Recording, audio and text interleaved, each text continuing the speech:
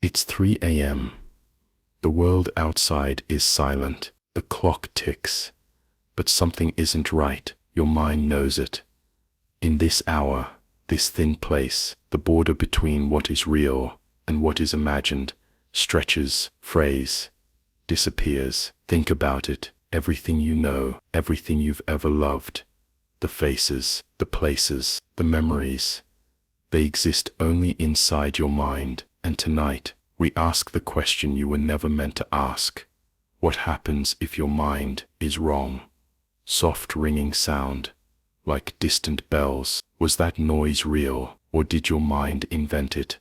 Just now, are you sure the voice you are hearing, my voice, even exists? Or is it your mind, desperately filling the silence with something, anything, so you don't realize that you are, and have always been, utterly alone? Tonight we descend deeper. Every question will pull you further from safety. Every answer will crumble before your eyes. This is not a story. This is not a lecture. This is a collapse of everything you believe to be true. It is 3 a.m., the hour when the world forgets itself. Outside your window, a silence too thick to be natural presses against the glass. Even the streetlights seem to flicker with uncertainty, unsure if it is their duty to continue shining.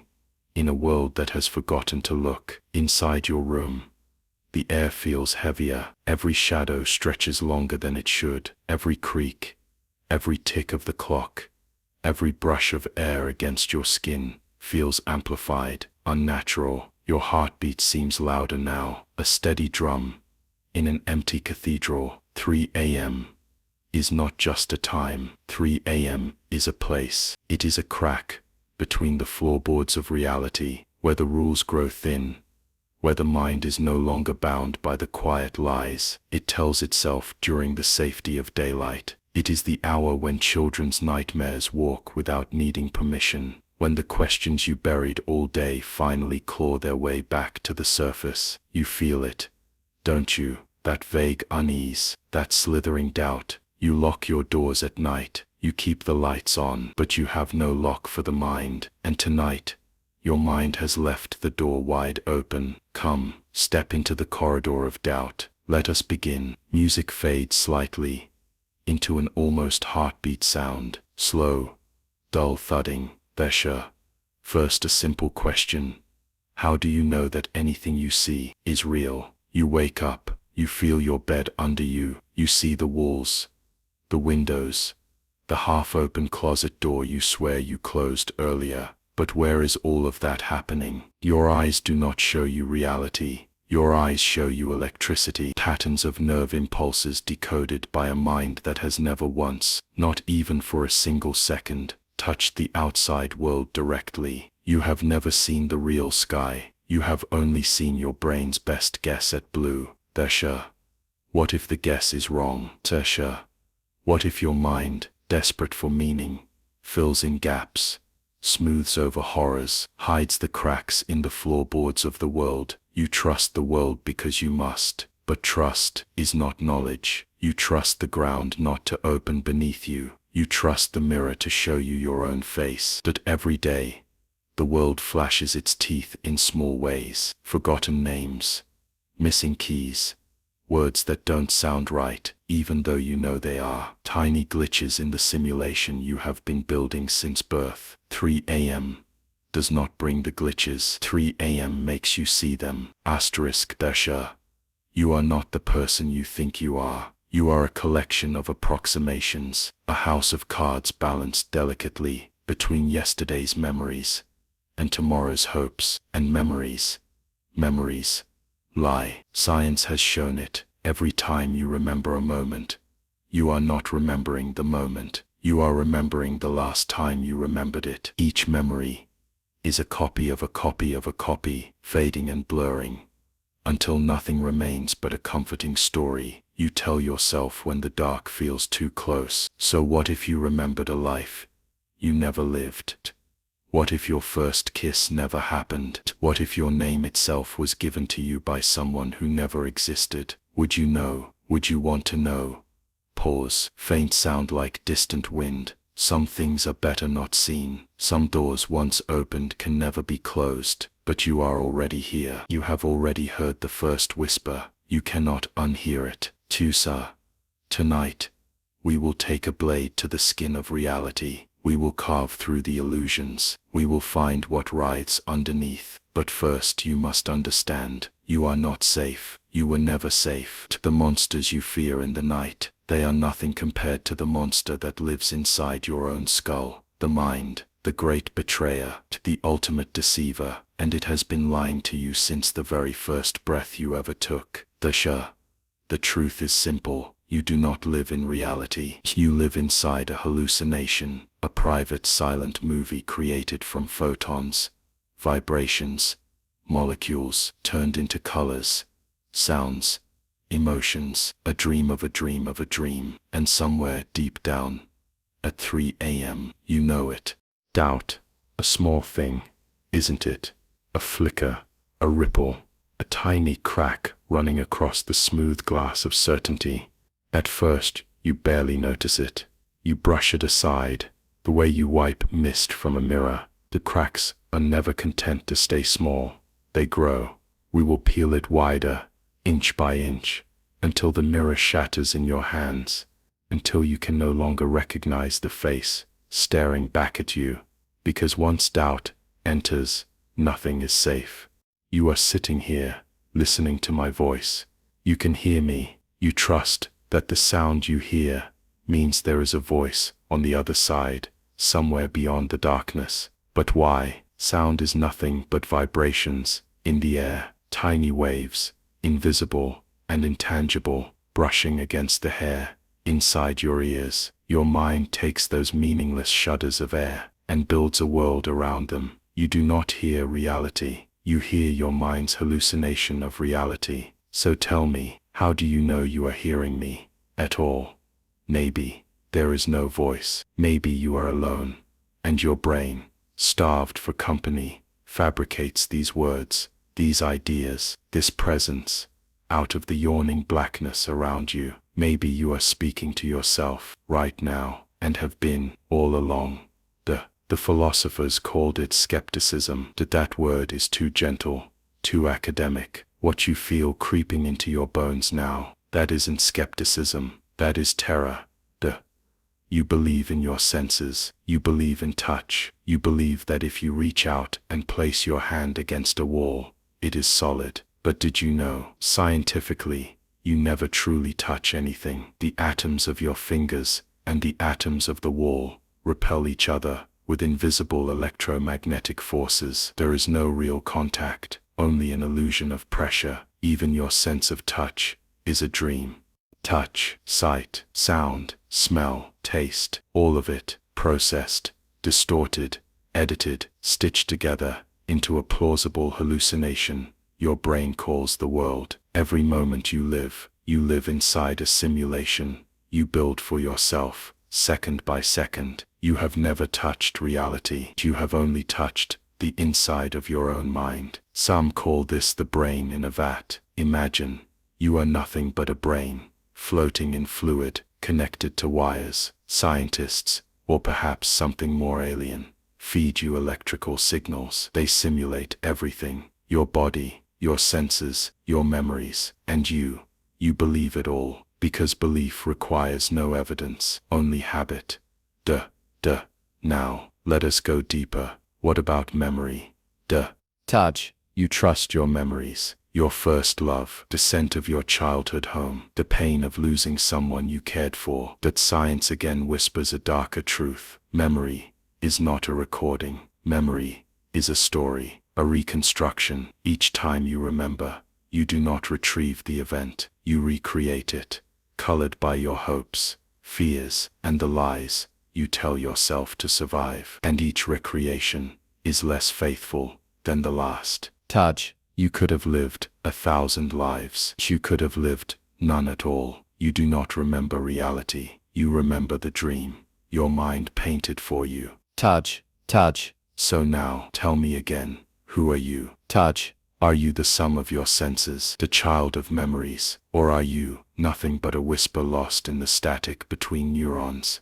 a dream of a person who never really existed. Doubt is a virus. Once it enters the mind, it does not leave. It waits, it festers, it blooms, and no amount of light, no amount of laughter, no amount of love will ever fully cure you again. You will walk through your life carrying it, feeling the cold presence at the edge of every moment, whispering, "Nothing is certain, nothing is real, nothing is safe." Touch, welcome to the nature of doubt, and if you are brave enough, we can go deeper still. Doubt is not a fleeting thought, it is not a passing shadow that you can simply brush away with logic. It is a dark seed, buried deep within your mind. Once planted, it feeds on your own beliefs, your assumptions, your certainties, and it grows until it consumes everything.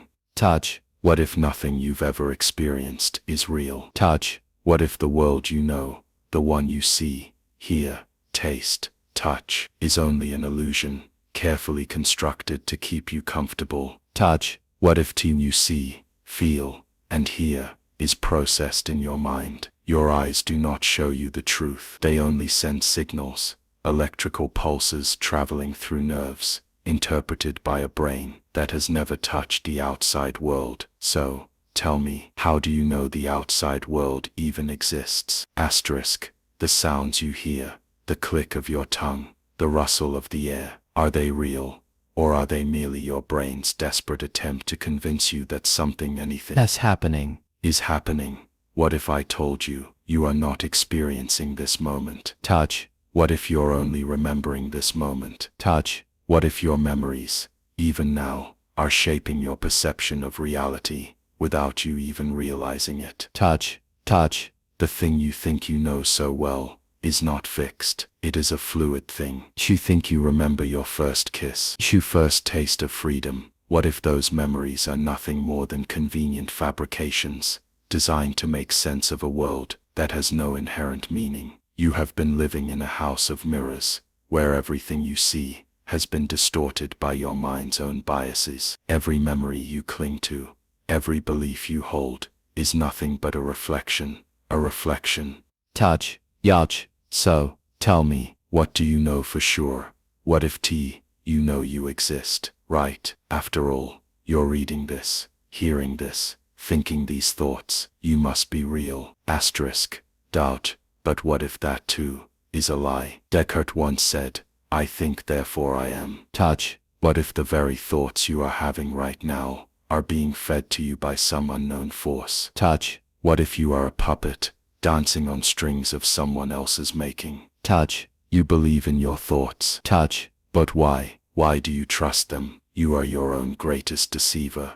Doubt, what if and what about others, other people, other minds? How do you know they exist at all? Touch, maybe you have friends, family. Touch, but how do you know they are not just projections of your own mind? How do you know they are not ideas created to populate your world? You see them, you talk to them, but all of that exists in your head. How do you know that the people around you are not a figment of your imagination? Touch, the world you live in is nothing but a shadow of the mind. Every object, every sound, every person, they are all reflections. You don't experience the world, you experience your mind's interpretation of it. There are no answers here, only questions, only the deep, gnawing hunger of doubt. Asterisk, doubt, think of your senses for a moment. Your touch, sight, taste, sound, they are not absolute. You cannot trust them to show you the truth. Everything you believe to be reality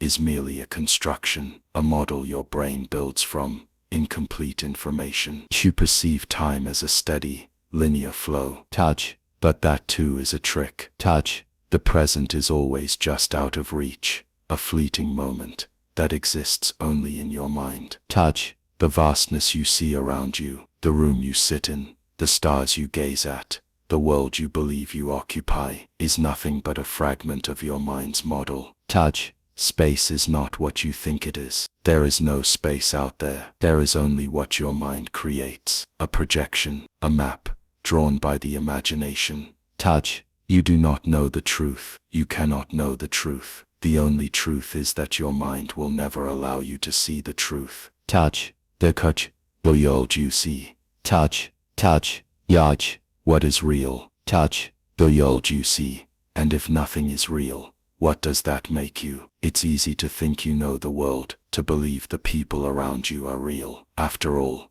you see them, you hear their voices, you share experiences, you laugh, you love, you cry. But what if all of it, every single moment, is nothing but the twisted fabrication of your own mind? Asterisk. Touch. What if I am nothing more than a figment of your imagination, a projection of your thoughts, your fears, your desires? What if I am not real? What if the world you experience is not the world at all, but an intricate tapestry, woven by your consciousness to hide the nothingness beneath? Asterisk. Touch. Solipsism. It is the ultimate thought experiment, the nightmare beneath all nightmares, the terrifying possibility that you are the only thing that exists, that everything you see, everything you feel, everything you know, is merely a projection of your own mind. Asterisk. Touch. The people you love, are they real, or are they just characters in your own personal dream? The world outside,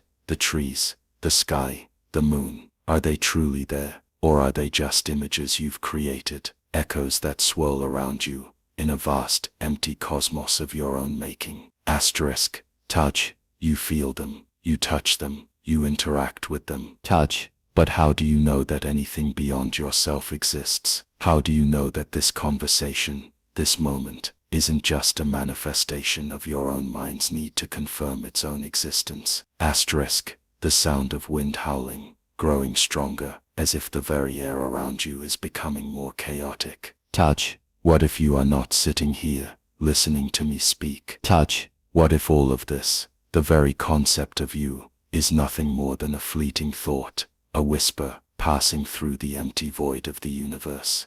Touch. Is your reality a dream? Are you still in your bed, your eyes closed, mind adrift in the folds of sleep, while your entire existence unfolds in the imagination of a self that doesn't even know it is dreaming? The mind can deceive you in infinite ways. You are not immune to it. Touch. You trust that the world you perceive is stable, consistent, but have you ever thought to ask yourself, why should it be? The universe, as you see it, obeys no rules you truly understand. Your senses shape it in ways that are beyond your comprehension. The way light bends, and bends back again. The way sound travels through a vast emptiness, and all you can do is believe what your mind tells you. What if everything you believe is a lie? Touch. Do you really believe that your thoughts are your own? Do you believe you can control them, guide them, shape them? Or are your thoughts themselves part of a larger, unfathomable machine? Perhaps your mind is not yours at all. Perhaps you are simply a vessel,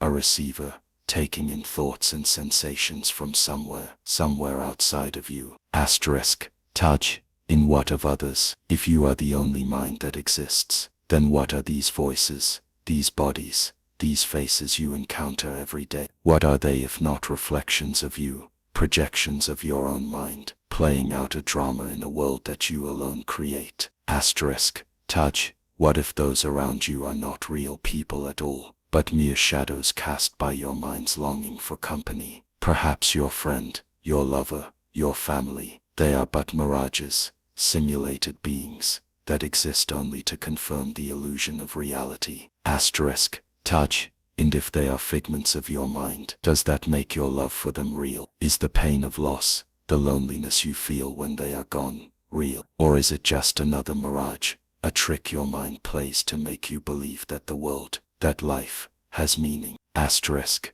What if you wake up tomorrow, and realize that none of this has ever been real? What if the universe, the stars, your memories, have all been nothing but a reflection of a dream you had long ago, a dream you forgot, but that your mind still clings to for comfort? Touch. In doubt is not just a mental exercise. It is a force. It is a tide that can swallow you whole. It creeps in when you least expect it, and before you know it, you are lost in the very dream you thought you understood. Touch, touch, touch, touch. The truth is this: there is no escape. No matter how hard you try, no matter how deeply you think, there is no absolute reality. Your mind has already created a world for you, and you cannot escape it. Touch. You may scream for help. You may search for the truth outside of yourself. But you are the only one in this universe. You are the only one who is real. Touch. In now, the question must be asked again. If you are the only one who exists, what does that make the others?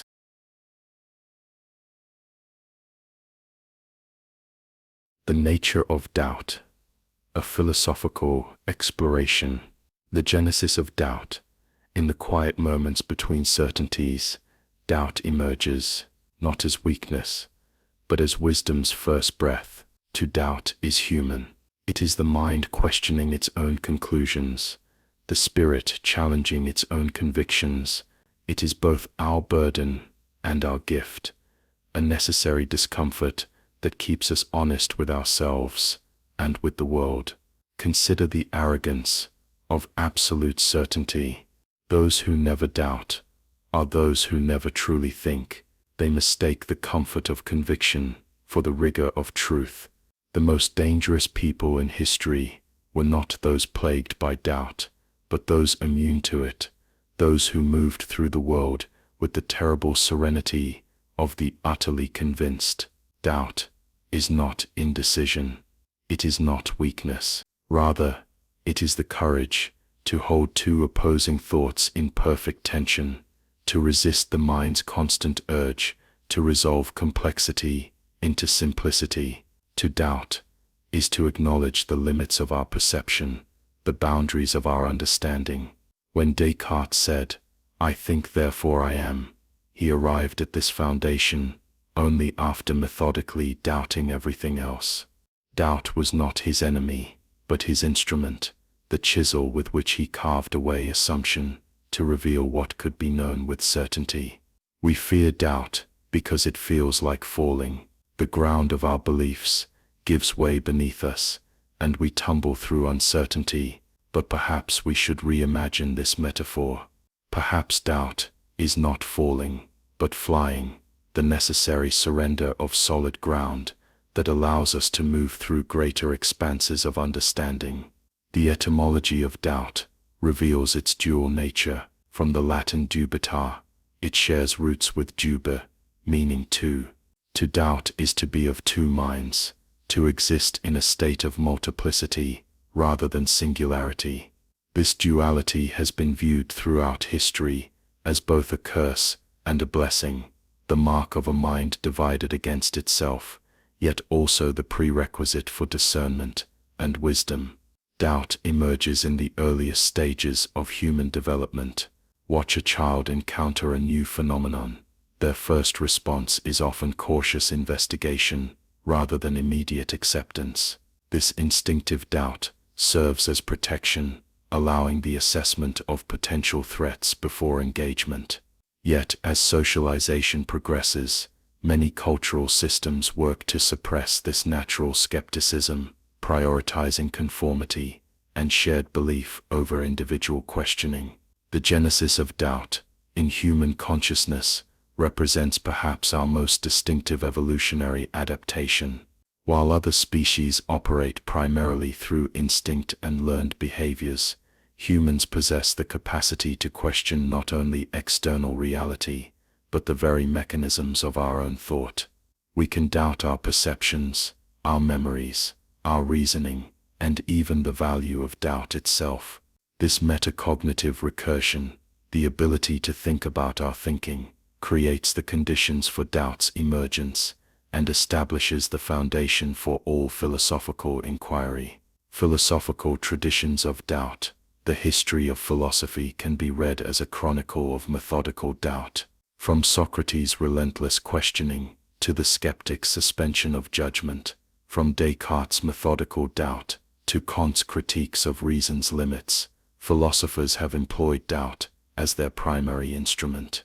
Socrates, condemned to death for corrupting the youth of Athens, did so not by giving them answers, but by teaching them to question. His legacy is not a body of doctrine, but a method of inquiry. When he claimed, "I know that I do not know," he was not merely being modest, but articulating a profound epistemological position, that recognition of ignorance is the beginning of wisdom. True knowledge starts not with assertion, but with questioning, not with certainty, but with doubt. The Pyrrhonian skeptics of ancient Greece took doubt to its logical conclusion. They argued that for every claim, an equally compelling counterclaim can be made, leading to a suspension of judgment, epoche on all matters. Yet rather than finding this state of perpetual doubt distressing, they claimed it led to ataraxia, tranquility of mind. By relinquishing the exhausting pursuit of certainty, they found peace in acknowledged ignorance. 2 millennia later, René Descartes would embark on his famous project of methodical doubt, determining to accept nothing as true, unless it resisted all possible doubt. His cogito ergo sum, I think therefore I am, emerged as the one certainty that survived this rigorous skepticism, the existence of the doubting mind itself. Doubt thus became not the enemy of knowledge, but its purifier, burning away the dross of unfounded assumption, to reveal what could be known with genuine certainty. David Hume pushed skepticism further still, questioning even the certainty of cause and effect. What we call causation, he argued, is merely the constant conjunction of events that we habitually associate. We do not actually observe causality itself, only sequence. This radical doubt about one of our most fundamental cognitive categories reveals how deeply skepticism can penetrate our understanding of reality. Immanuel Kant responded to Hume's skepticism, not by refuting it, but by transforming its implications. If Hume was right, that we cannot know things in themselves, Kant argued, then we must focus on understanding the necessary structures of our own cognition, the categories and forms through which we inevitably experience reality. Doubt about our access to objective reality thus gave birth to a critical examination of subjectivity itself. In the phenomenological tradition, Edmund Husserl proposed epoche, a suspension of judgment, similar to that of the ancient skeptics, as the starting point for philosophical investigation. By bracketing our natural attitude toward the world, temporarily doubting our usual assumptions about reality, we can attend more carefully to the structures of experience itself.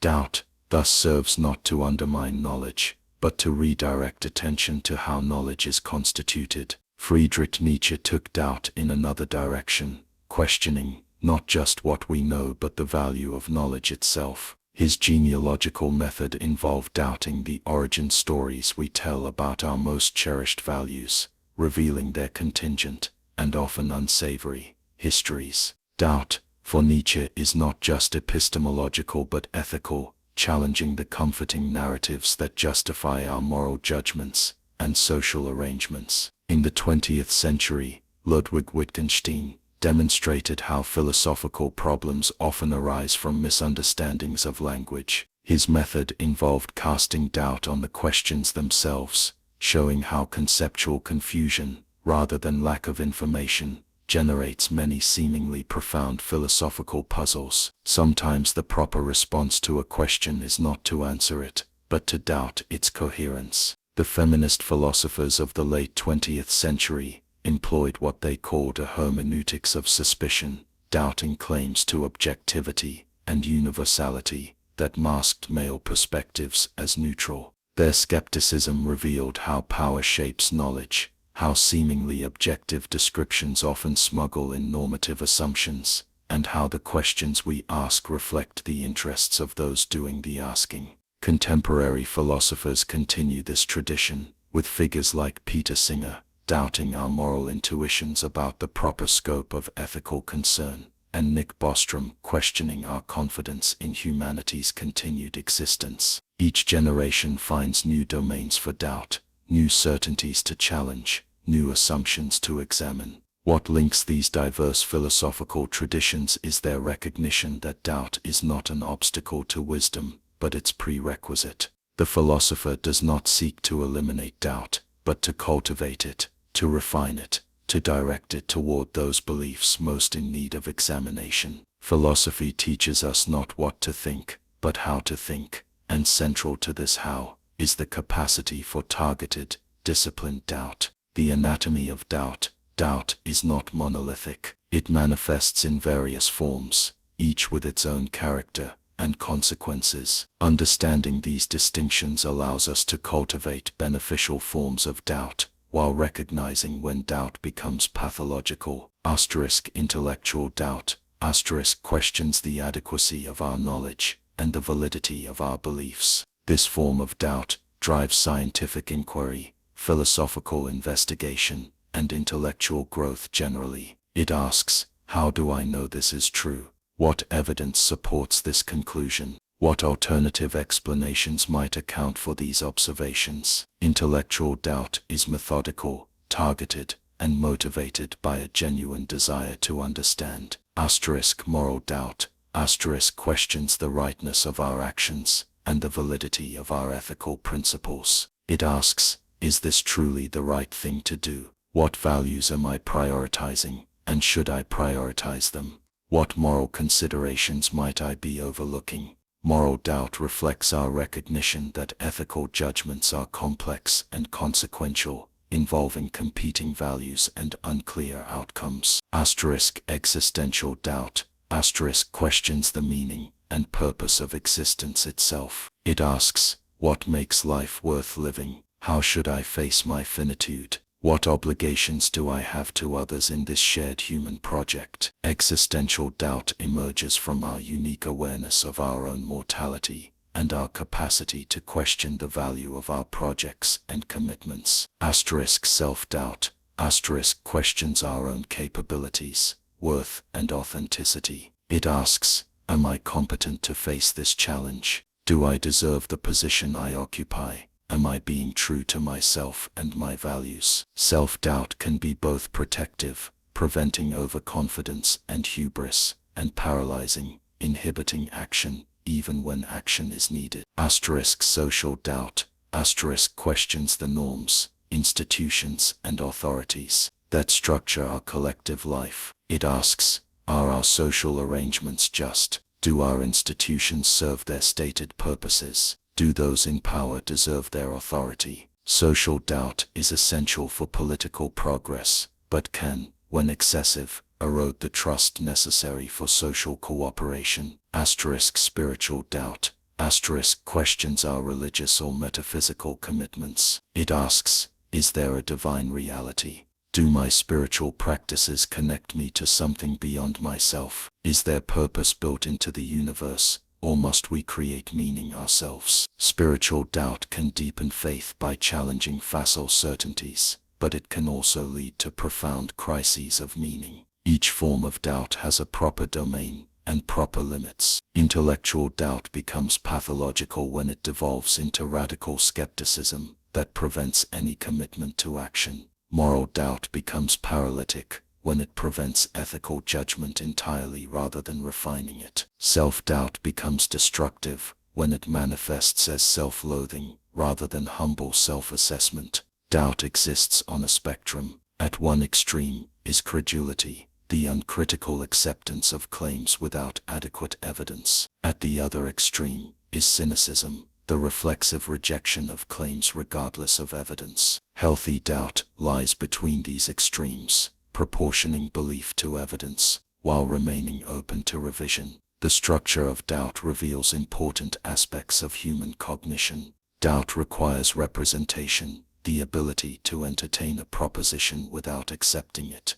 It requires metacognition, the capacity to reflect on our own beliefs and their justification. And it requires imagination, the ability to conceive of alternative possibilities to our current understanding. Doubt also has an affective dimension. It produces discomfort, anxiety, and sometimes even existential dread. These emotional responses explain why we often avoid doubt, even when intellectually we recognize its value. Cultivating productive doubt requires not just cognitive skills, but emotional regulation, the ability to tolerate the discomfort of uncertainty, rather than rushing toward premature closure. The phenomenology of doubt, what it feels like from the inside, varies considerably across individuals and contexts. For some, doubt feels like vertigo, a disorienting loss of epistemic footing. For others, it feels like an opening, a breath of fresh air, after the stuffiness of dogmatic certainty. Some experience doubt as a burden to be carried, others as a tool to be wielded. These subjective differences shape how we relate to doubt, and whether we embrace or flee from questioning. Doubt in the scientific method. Science progresses not through validation, but through doubt. Every hypothesis stands only until challenged. Every theory remains provisional. The scientist does not seek to prove, but to disprove, to find the edges where our explanations fail. This methodical doubt has carried humanity from superstition to understanding, from the fear of lightning to the harnessing of electricity. The scientific method codifies doubt into formal procedure. Experiments are designed not to confirm hypotheses, but to test them, to subject them to conditions under which they might fail. Statistical methods quantify doubt, expressing results in terms of confidence intervals and p-values that explicitly acknowledge uncertainty. Peer review institutionalizes doubt, subjecting claims to scrutiny by informed skeptics before acceptance into the body of scientific knowledge. Karl Popper's principle of falsifiability makes this relationship between science and doubt explicit. A statement is scientific, Popper argued, only if it is capable of being proven false. Unfalsifiable claims, though structured to accommodate any possible evidence, may be meaningful, but they are not scientific. Science thus defines itself through its relationship to doubt. A scientific claim is one that takes the risk of being wrong, that exposes itself to doubt's scrutiny. Thomas Kuhn complicated this picture by observing that normal science actually operates with remarkably little fundamental doubt. Scientists work within paradigms, frameworks of assumptions, methods, and exemplars that they rarely question. Only when anomalies accumulate does doubt in the paradigm itself emerge, potentially leading to scientific revolutions. Doubt in science is thus selective and strategic, rather than universal. Modern philosophers of science have further nuanced our understanding of scientific doubt. Theory is underdetermined by evidence. The same observations can support multiple theoretical explanations. This underdetermination means that scientific progress requires more than just evidence. It requires judgment about which theories to pursue, which anomalies to take seriously, which lines of inquiry might prove fruitful. These judgments inevitably involve values and assumptions that themselves are subject to doubt. The replication crisis in fields like psychology and medicine has intensified doubt about established scientific findings. When researchers fail to reproduce previously published results, questions arise. Was the original finding false? Was the replication flawed? Or does the phenomenon itself depend on subtle contextual factors not adequately specified in the original research? This crisis has prompted salutary reforms, making explicit the degree of uncertainty in scientific knowledge and the need for transparent, rigorous methods. Science's relationship with doubt extends beyond methodology to its social organization. The scientific community progresses through productive disagreement. Researchers challenge each other's findings, question each other's interpretations, and propose alternative explanations. This institutionalized doubt serves as a collective error correction mechanism, more robust than any individual's capacity for self-criticism. Yet science also reveals the limits of doubt. Scientific progress requires provisionally accepting some findings while questioning others. A researcher who doubts everything, basic measurement tools, fundamental physical laws, the reports of collaborators, would be paralyzed, unable to build on existing knowledge. Effective science requires calibrated doubt, intense skepticism, directed at novel claims and working assumptions, balanced with pragmatic acceptance of established findings. The history of science demonstrates both the power and the limitations of doubt. From the Copernican revolution to quantum mechanics, major scientific advances have often begun with doubt about established theories. Yet these advances succeeded not through doubt alone, but through the proposal of superior alternatives. Doubt clears conceptual space, creativity fills it with new possibilities. The scientific temperament combines skepticism about current explanations with imaginative speculation about better ones. Modern scientific institutions increasingly recognize that doubt has social dimensions. Who gets to express doubt matters. When certain groups, women, racial minorities, researchers from less prestigious institutions, have their doubts systematically dismissed or their critiques ignored, science suffers. The ideal scientific community welcomes doubt from all quarters, evaluating challenges on their merits rather than their source. Science thus offers a model of productive doubt, channeled toward growth rather than paralysis. Doubt balanced with provisional commitment, doubt distributed across a community rather than borne by individuals alone. This model suggests how other domains of human activity might harness doubt's power while avoiding its potential pitfalls. Doubt in relationships. In relationships too, healthy doubt serves us. Not the corrosive doubt that assumes the worst of others, but the humble doubt that recognizes we cannot fully know another's mind or heart. This doubt leaves space for others to surprise us, to be more complex than our understanding of them. It is the difference between loving a person and loving our idea of a person. The absence of all doubt in relationships leads to projection rather than connection. When we believe we know exactly what another person is thinking, feeling, or intending, when we leave no room for doubt, we relate not to them, but to our mental representation of them. We impose our assumptions rather than discovering their reality. A degree of doubt keeps us curious, attentive, and genuinely responsive to others as they are. Yet excessive doubt in relationships creates its own pathologies. Constant suspicion of others' motives poisons intimacy. Relentless questioning of another's commitment or affection creates the very distance it fears. The person who can never trust, who doubts every reassurance, questions every expression of care, erects walls that prevent genuine connection. Trust and doubt exist in dynamic tension in healthy relationships. Trust is not the absence of all doubt, but the willingness to act as if certain doubts were resolved, to proceed as if the best interpretation of another's actions were the correct one. This provisional trust creates space for intimacy, while remaining open to revision if necessary. Different relationships accommodate different degrees of doubt. With strangers, healthy doubt manifests as appropriate caution, the recognition that we know little about this person and should calibrate our vulnerability accordingly. With intimate partners, healthy doubt manifests as continued curiosity, the recognition that even after years together, the other remains, in some sense, a mystery, capable of growth and change beyond our current understanding.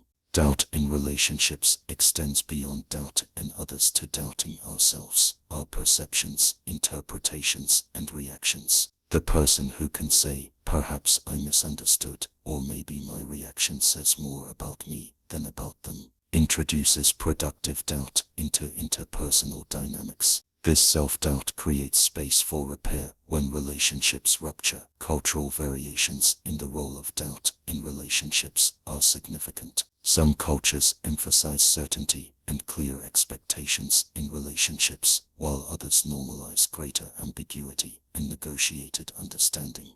Neither approach is inherently superior. Each has advantages and limitations in different contexts. What matters most is alignment between partners on how much doubt the relationship can sustainably hold. Psychologically, our capacity for doubt in relationships is shaped by early attachments. Those with secure attachment histories can typically tolerate healthy uncertainty without anxiety. Their foundational trust in others allows them to accommodate doubt without distress. Those with anxious or avoidant attachment patterns may struggle more with calibrating doubt appropriately, either dismissing legitimate concerns or magnifying minor uncertainties into catastrophes. Relationships change over time in their relationship to doubt. New relationships typically involve considerable uncertainty. We are still discovering who the other person is. As relationships mature, some doubts resolve while others emerge. Long-term partnerships face new uncertainties. How will we change? How will external circumstances affect us? Can we continue to grow together? These doubts are not failures of the relationship, but natural aspects of its evolution. Communication about doubt itself is crucial for relationship health. Partners who can openly discuss their uncertainties. I'm feeling insecure about X. I'm not sure what you meant when you said Y. Create space for clarification and reassurance. This meta-communication about doubt prevents uncertainties from festering into larger problems. Ultimately, doubt in relationships reminds us of an essential truth: we never fully know another person. This partial knowledge is not a failure, but a natural consequence of human separateness. Healthy relationships honor both the drive to know and be known, and the ultimate mystery at the heart of each person, the recognition that another's subjectivity will always exceed our understanding of it. Doubt in faith traditions. Even in faith, doubt plays its role. The most profound spiritual traditions recognize that doubt is not faith's opposite, but its shadow companion. They understand that true faith is not blind certainty, but a willingness to proceed without guarantees, to trust while acknowledging mystery. The faithful who have never doubted have never truly believed, they have merely complied with dogma. This paradoxical relationship between faith and doubt appears across religious traditions. In Christianity, the Gospels record the disciples' doubts even in the presence of the resurrected Christ. Thomas insists on touching Jesus' wounds before believing, and rather than condemning him, Jesus accommodates his doubt, offering the evidence he seeks. Later Christian theologians like Augustine, Anselm, and Aquinas incorporated doubt into their method, beginning with questions before proceeding to answers. The medieval Christian tradition valued the dark night of the soul, periods of spiritual doubt and desolation, as opportunities for deepening faith. In Judaism, the very name Israel means one who wrestles with God.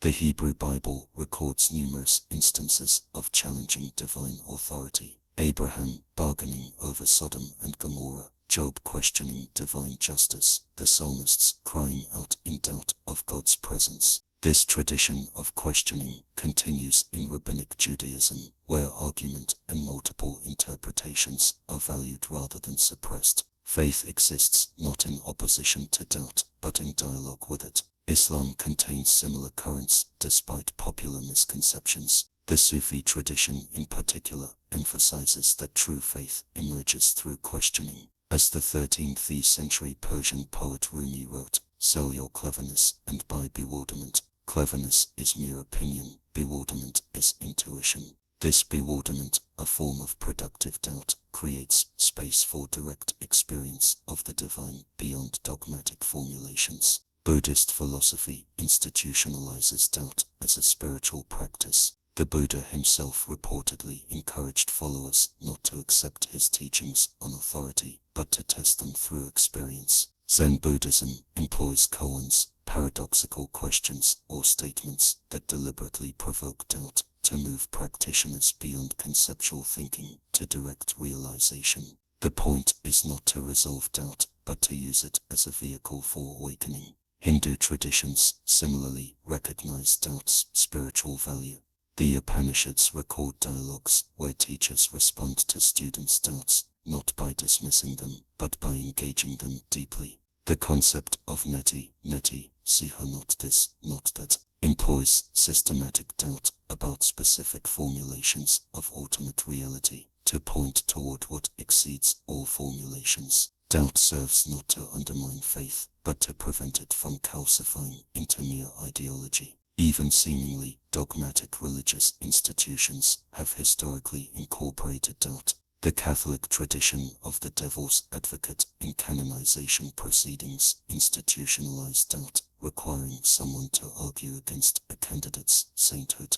Many monastic rules include provisions for the expression of doubt, recognizing that suppressed questions fester rather than resolve. Modern theologians have further developed the relationship between faith and doubt. Paul Tillich defined faith as ultimate concern, arguing that what matters is not certainty, but the orientation of one's life toward what one takes to be of ultimate value. Doubt about specific formulations of faith can coexist with commitment to this ultimate concern. Similarly, Reinhold Niebuhr argued that the most profound faith acknowledges its own limits. It proceeds not with perfect certainty, but with hope that is saved by doubt from fanaticism. Contemporary religious practice increasingly recognizes doubt's value.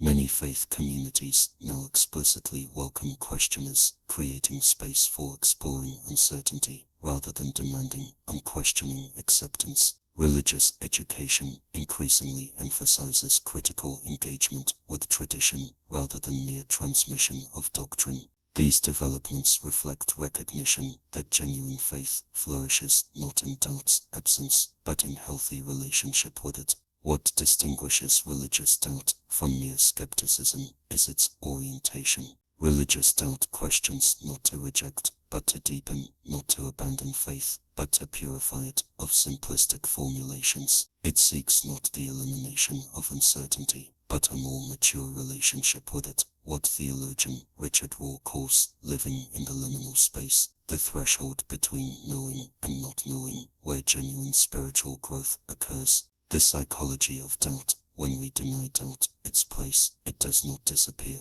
but goes underground, emerging later as anxiety, rigidity, or rage. The mind that cannot tolerate uncertainty becomes brittle. It clings to beliefs not because they are true, but because they are safe. It rejects challenges not because they are wrong, but because they are threatening. Psychological research confirms this relationship between doubt avoidance and psychopathology. Those with high intolerance of uncertainty, difficulty accepting the possibility of negative future events, show increased vulnerability to anxiety disorders, obsessive-compulsive patterns, and rigid thinking.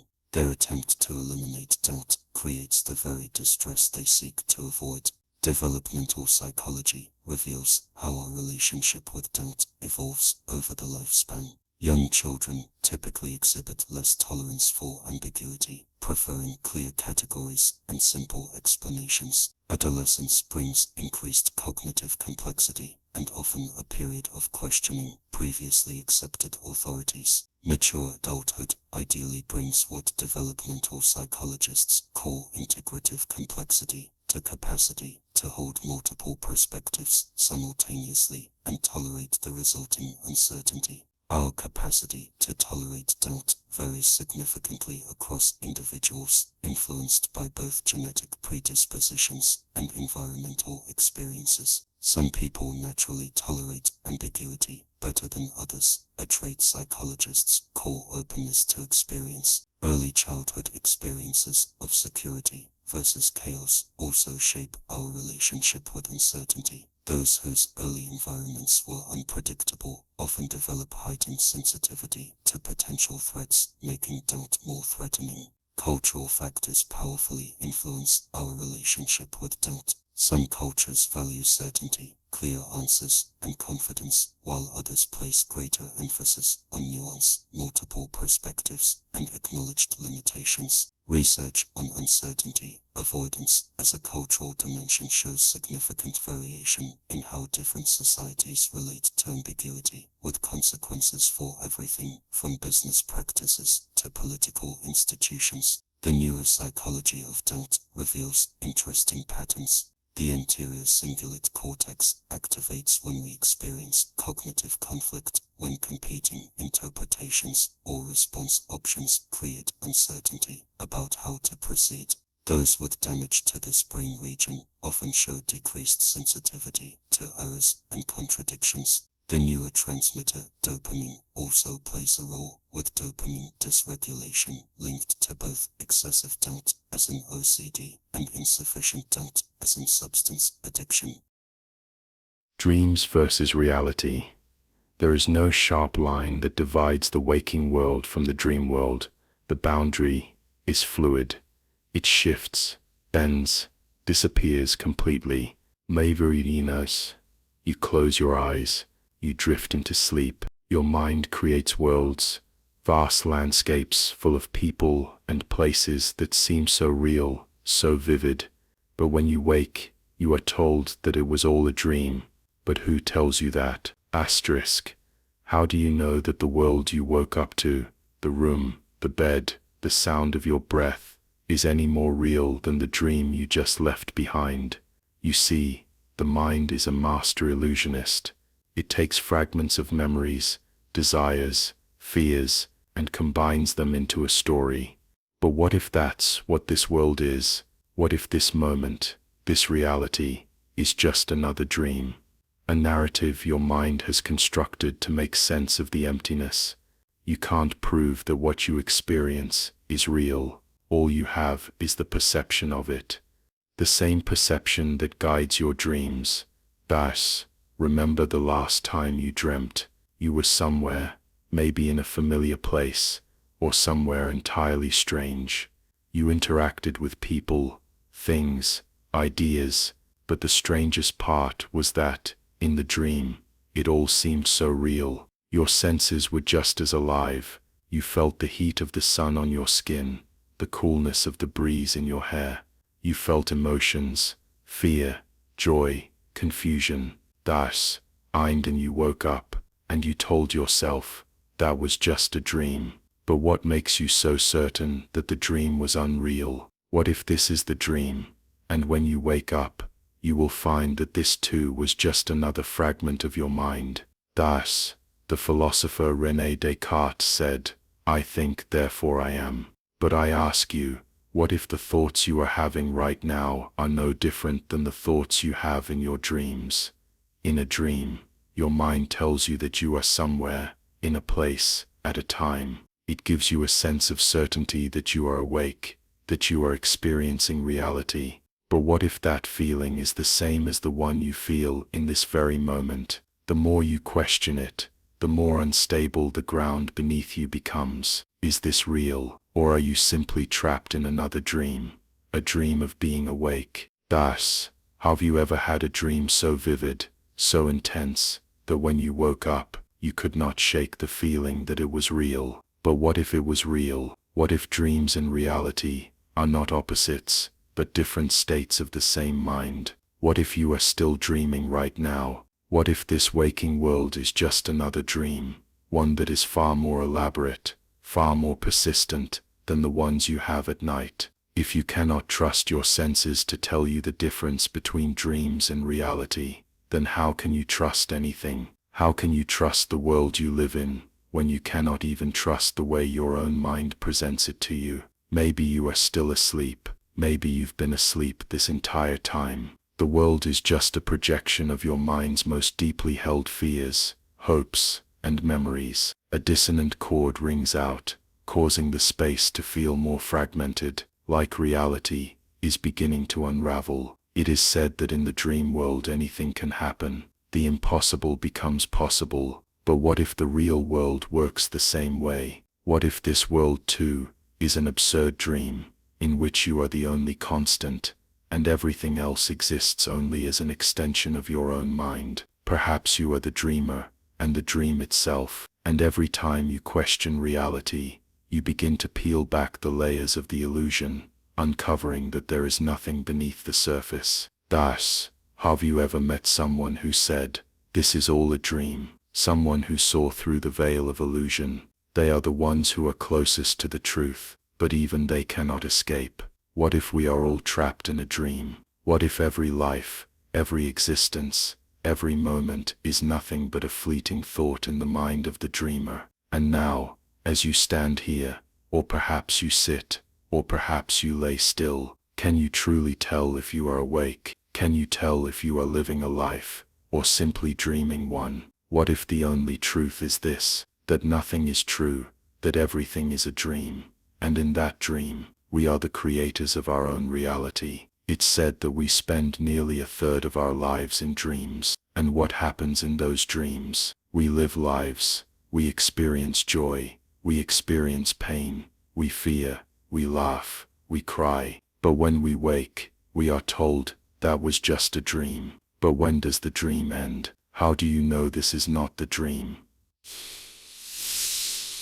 The laws, in the dream world, the laws of time and space break down. reality bends, and the impossible becomes possible. We can fly, we can swim through the air, we can walk through walls. But when we wake up, we tell ourselves, that was impossible, that was just a dream. But who tells you that this world is any more possible? Asterisk. The sound of water begins to distort, waves crashing louder, as if the world itself is coming apart at the edges. Time itself is a cruel trick. In a dream, time is elastic. It stretches, it shrinks. Minutes can feel like hours, or hours can pass in the blink of an eye. And yet, here, in this world, you believe that time is fixed. A second is a second, a minute is a minute. But how do you know that time is not just a fleeting illusion? How do you know that this moment right now is not just another distorted stretch of time, a moment in the dream of someone else? What if this world is just like the dream world? What if the people you interact with, the things you touch, the places you go, what if they are all just as fleeting, just as unreal, as the world you visit when you sleep? We think we understand reality. We think we can distinguish the waking world from the dream world. But maybe we are wrong. Maybe the world you experience right now is just as fluid, as transient, as the world you enter when you close your eyes. The laws, in a dream. The rules are never clear. The people you meet, the places you go, the experiences you have, they all blur together, and you believe, with every fiber of your being, that they are real. But when you wake up, you realize the truth. It was all a lie. But what if when you wake up from this world, you will have the same realization? Perhaps this life is nothing more than an echo of a dream. Perhaps you are not really here, sitting, listening, breathing. Perhaps you are simply lost in a series of dreams, one layered over the next, and you have forgotten that the waking world is just as illusory as the dream world. Thus, and if that's the case, then what is the purpose of all this? What does it matter if it's a dream? If the world is a projection of your mind, if it is a place you've created, then does anything truly matter? Does pain matter? Does joy matter? Does anything matter?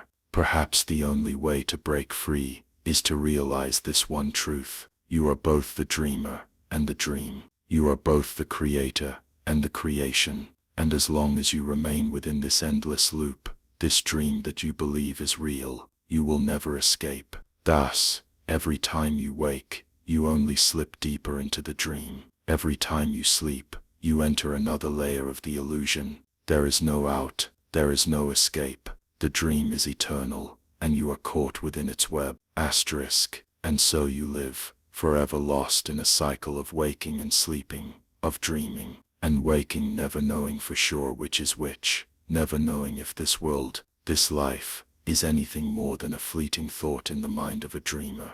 What if the dream never ends? What if you are stuck in an eternal recursion, waking up over and over again, only to find that you are still in the dream, still trapped within it? Asterisk. What if the moment you woke up was the beginning of another dream, and the moment you fall asleep is just the continuation of a reality you can never leave? Thus, in the end, does it matter whether this is a dream or reality? The only thing you can be certain of is that the mind, your mind, is the architect of everything. Everything you experience, everything you feel, everything you know, is a creation of your mind. Asterisk. And when you wake up from this life, when you look back on everything you've known, you will realize, perhaps too late, that it was all just a dream. You see, the moment you question reality, you begin to dissolve it. And once you start to dissolve it, it is no longer solid. It's not real. It's not true.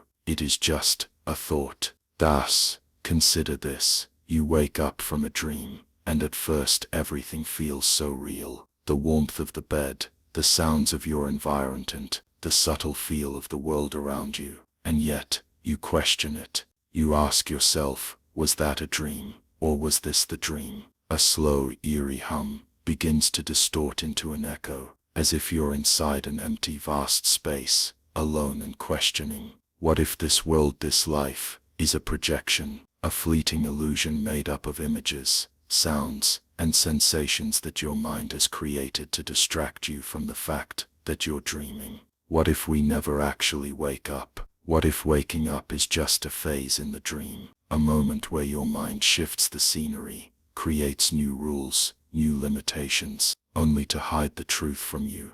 Thus, you see, your mind does not distinguish between what is real and what is imagined. Everything you see, everything you feel, is filtered through your mind's perceptions. How do you know what you experience is real? What if it is only real because you believe it is? Think about this. In dreams, your body can feel real. You can touch things, hold things, sense temperature, taste, and yet, when you wake up, you realize that none of that was real. But the sensation, the feeling, it was real. It was just real, in the dream.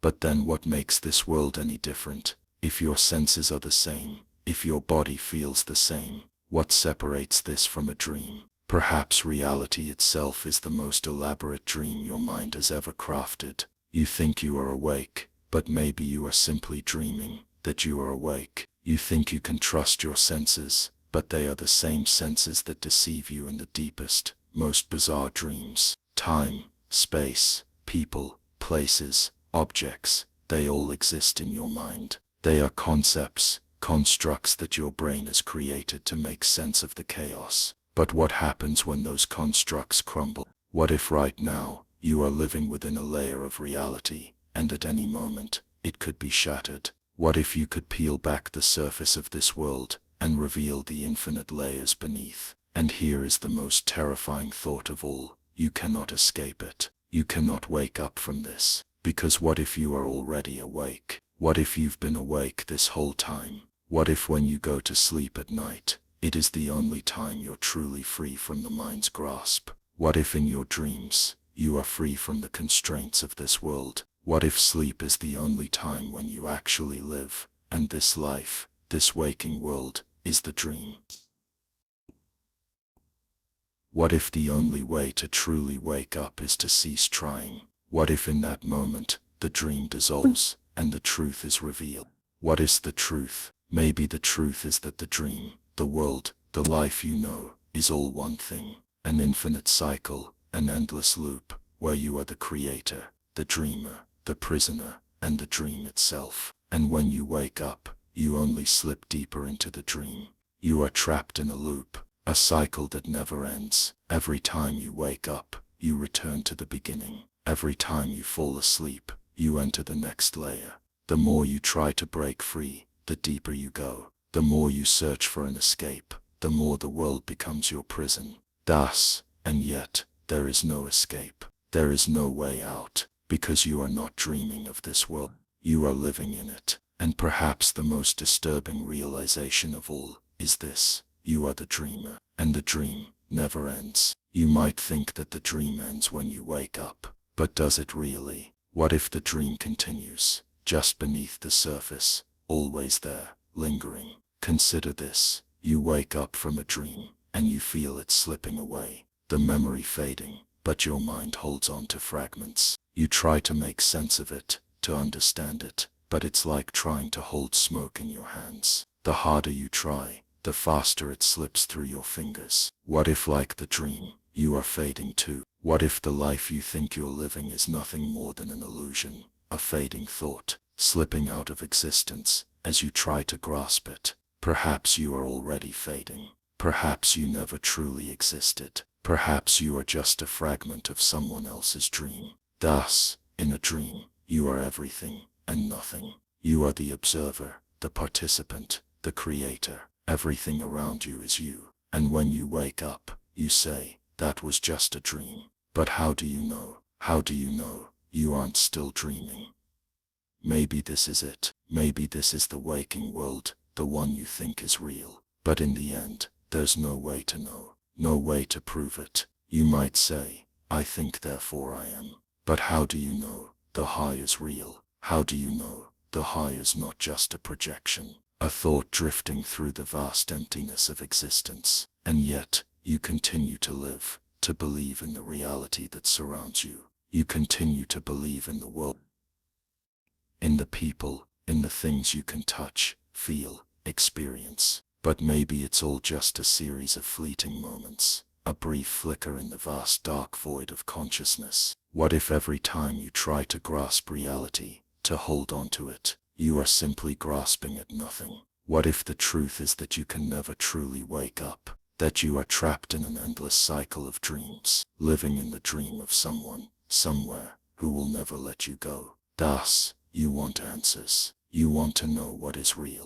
But perhaps there is no answer. Perhaps the only truth is that there is no truth, that everything, even this moment, is part of the dream. And in the end, it doesn't matter, because you will never escape. Thus, so the question remains, are you awake now, or are you still dreaming? The boundary between dreams and reality. Throughout human history, the relationship between dreams and reality has fascinated philosophers, scientists, artists, and ordinary people alike. This fundamental dichotomy raises profound questions about the nature of consciousness, perception, knowledge, and existence itself. What constitutes reality? Are our dreams merely illusions, or do they possess their own form of reality? How do we distinguish between the dreaming and waking states? And what happens when these boundaries blur? This exploration delves into the multifaceted relationship between dreams and reality across various domains of human experience. We will examine philosophical perspectives from both Western and Eastern traditions, scientific understandings of dreams and consciousness, psychological insights into how dreams shape our waking experiences, artistic and cultural interpretations, and the practical implications of this relationship in our everyday lives. As we journey through these realms of thought, we will discover that the boundary between dreams and reality is far more permeable than commonly assumed. Dreams and reality exist in a complex dialogue, each informing and transforming the other in ways that challenge our conventional understandings of both. Philosophical perspectives on dreams and reality. Western philosophical traditions. The question of dreams versus reality has been a cornerstone of Western philosophy since ancient times. Plato's allegory of the cave presents one of the earliest and most enduring metaphors for the relationship between appearance and reality. In this allegory, prisoners chained inside a cave mistake shadows on the wall for reality, much as we might mistake our sensory experiences for ultimate reality. Plato suggested that ordinary perception is akin to dreaming, while true knowledge requires transcending these appearances to grasp the eternal forms that constitute true reality. Descartes' famous dream argument marked another pivotal moment in Western philosophy's engagement with this theme. In his Meditations on First Philosophy, Descartes noted that there is no definitive way to distinguish dreaming from waking experience based solely on the content of our perceptions. He observed, "How often does my evening slumber persuade me of such ordinary things as these, that I am here clothed in my dressing gown, seated next to the fireplace, when in fact, I am lying undressed in bed." This led Descartes to his methodical doubt, questioning whether any of our experiences might be dreams or illusions created by a malicious demon. Only the certainty of his own thinking, cogito ergo sum, debrode, I think therefore I am, provided him with an unshakable foundation for knowledge. Kant later proposed that our experience of reality is shaped by the structures of our minds, which impose categories like time, space, and causality onto a nominal reality that remains forever inaccessible to direct perception. In this view, both dreams and waking experiences are constructed by the mind, though waking experiences conform to shared structures of perception, while dreams follow more idiosyncratic patterns. Phenomenologists like Husserl and Merleau-Ponty explored consciousness as the foundation of both dreaming and waking experiences. Merleau-Ponty wrote that the world is what we perceive, highlighting how our embodied consciousness actively constitutes our reality, rather than passively receiving impressions from an external world. Existentialists like Sartre emphasized the freedom and responsibility that come with recognizing the constructed nature of reality. Dreams become metaphors for inauthenticity or self-deception, while confronting the raw reality of existence, however uncomfortable, represents authentic living. Contemporary philosopher Thomas Nagel has suggested that consciousness itself creates an unbridgeable gap between subjective experience and objective reality. Our dreams may be as real to us experientially as our waking life, even if they lack the same causal connection to the physical world. Eastern philosophical traditions have long explored the relationship between dreams and reality in ways that often differ fundamentally from Western approaches. In Hindu philosophy, particularly in the Advaita Vedanta tradition, the concept of Maya describes the illusory nature of ordinary perception. According to this view, our everyday waking reality is itself a kind of dream, a veil of illusion that obscures Brahman, the ultimate reality. The Mandukya Upanishad describes 4 states of consciousness: waking, dreaming, dreamless sleep, and turiya, pure consciousness. Each state represents a different level of awareness, with none being more fundamentally real than the others. The Buddha's teachings similarly question the solidity of conventional reality. The concept of shunyata, emptiness, suggests that all phenomena, including both dreams and waking experiences, lack inherent existence and arise through dependent origination. This perspective doesn't necessarily dismiss the conventional reality of our experiences, but reframes both dreams and waking life as processes rather than things. Perhaps the most famous treatment of dreams and reality in Eastern philosophy comes from the Taoist philosopher Zhuangzi's butterfly dream. Once Zhuangzi dreamed he was a butterfly, flitting and fluttering about, happy with himself and doing as he pleased. He didn't know he was Zhuangzi. Suddenly he woke up, and there he was, solid and unmistakable Zhuangzi. But he didn't know if he was Zhuangzi, who had dreamt he was a butterfly, or a butterfly dreaming he was Zhuangzi. This paradox illustrates the difficulty of establishing any absolute distinction between dreaming and waking states. Rather than attempting to resolve this uncertainty, Zhuangzi embraces it as revealing a deeper truth about the fluidity of identity and experience. Contemporary philosophical discussions about dreams and reality often intersect with neuroscience and virtual reality technologies. These developments have revitalized ancient questions while adding new dimensions to the debate. Hilary Putnam's Brain in a Vat thought experiment, a modern version of Descartes' evil demon, asks whether we could know if our entire reality were a simulation created by scientists who have removed our brains and placed them in nutrient vats, connecting them to a supercomputer that provides all our sensory inputs. This scenario has gained renewed relevance in an age of increasingly immersive virtual reality technologies. Nick Bostrom's simulation argument proposes that advanced civilizations would likely create many ancestor simulations, making it statistically probable that we ourselves exist within such a simulation rather than in a base reality. This philosophical position has garnered serious consideration from technologists and philosophers alike, blurring the boundary between speculative philosophy and serious cosmological theorizing. Philosophers of mind like David Chalmers have explored the hard problem of consciousness, why physical processes in the brain give rise to subjective experience at all. This question bears directly on how we understand the reality of dreams, which may share neurological mechanisms with waking consciousness while differing in their relationship to external stimuli.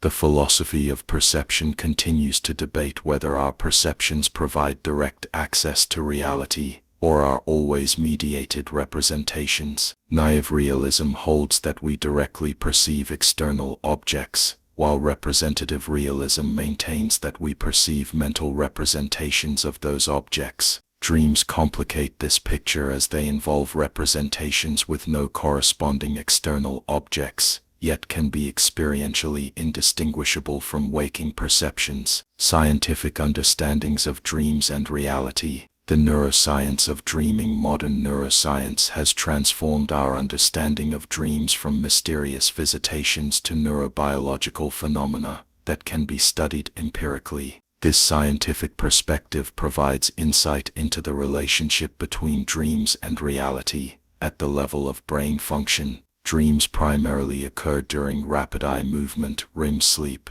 though they can also occur in non-REM sleep stages. During REM sleep, the brain exhibits activity patterns similar in many ways to the waking state. Neuroimaging studies show activation in the visual cortex, motor cortex, and limbic system involved in emotions, while the prefrontal cortex, responsible for logical reasoning and critical thinking, shows reduced activity. This neurological pattern helps explain why dreams often have vivid sensory and emotional content but lack the logical coherence and critical awareness characteristic of waking thought. Neuroscientist J. Allen Hobson proposed the activation synthesis hypothesis, suggesting that dreams result from the brain's attempt to make sense of random neural firing during sleep.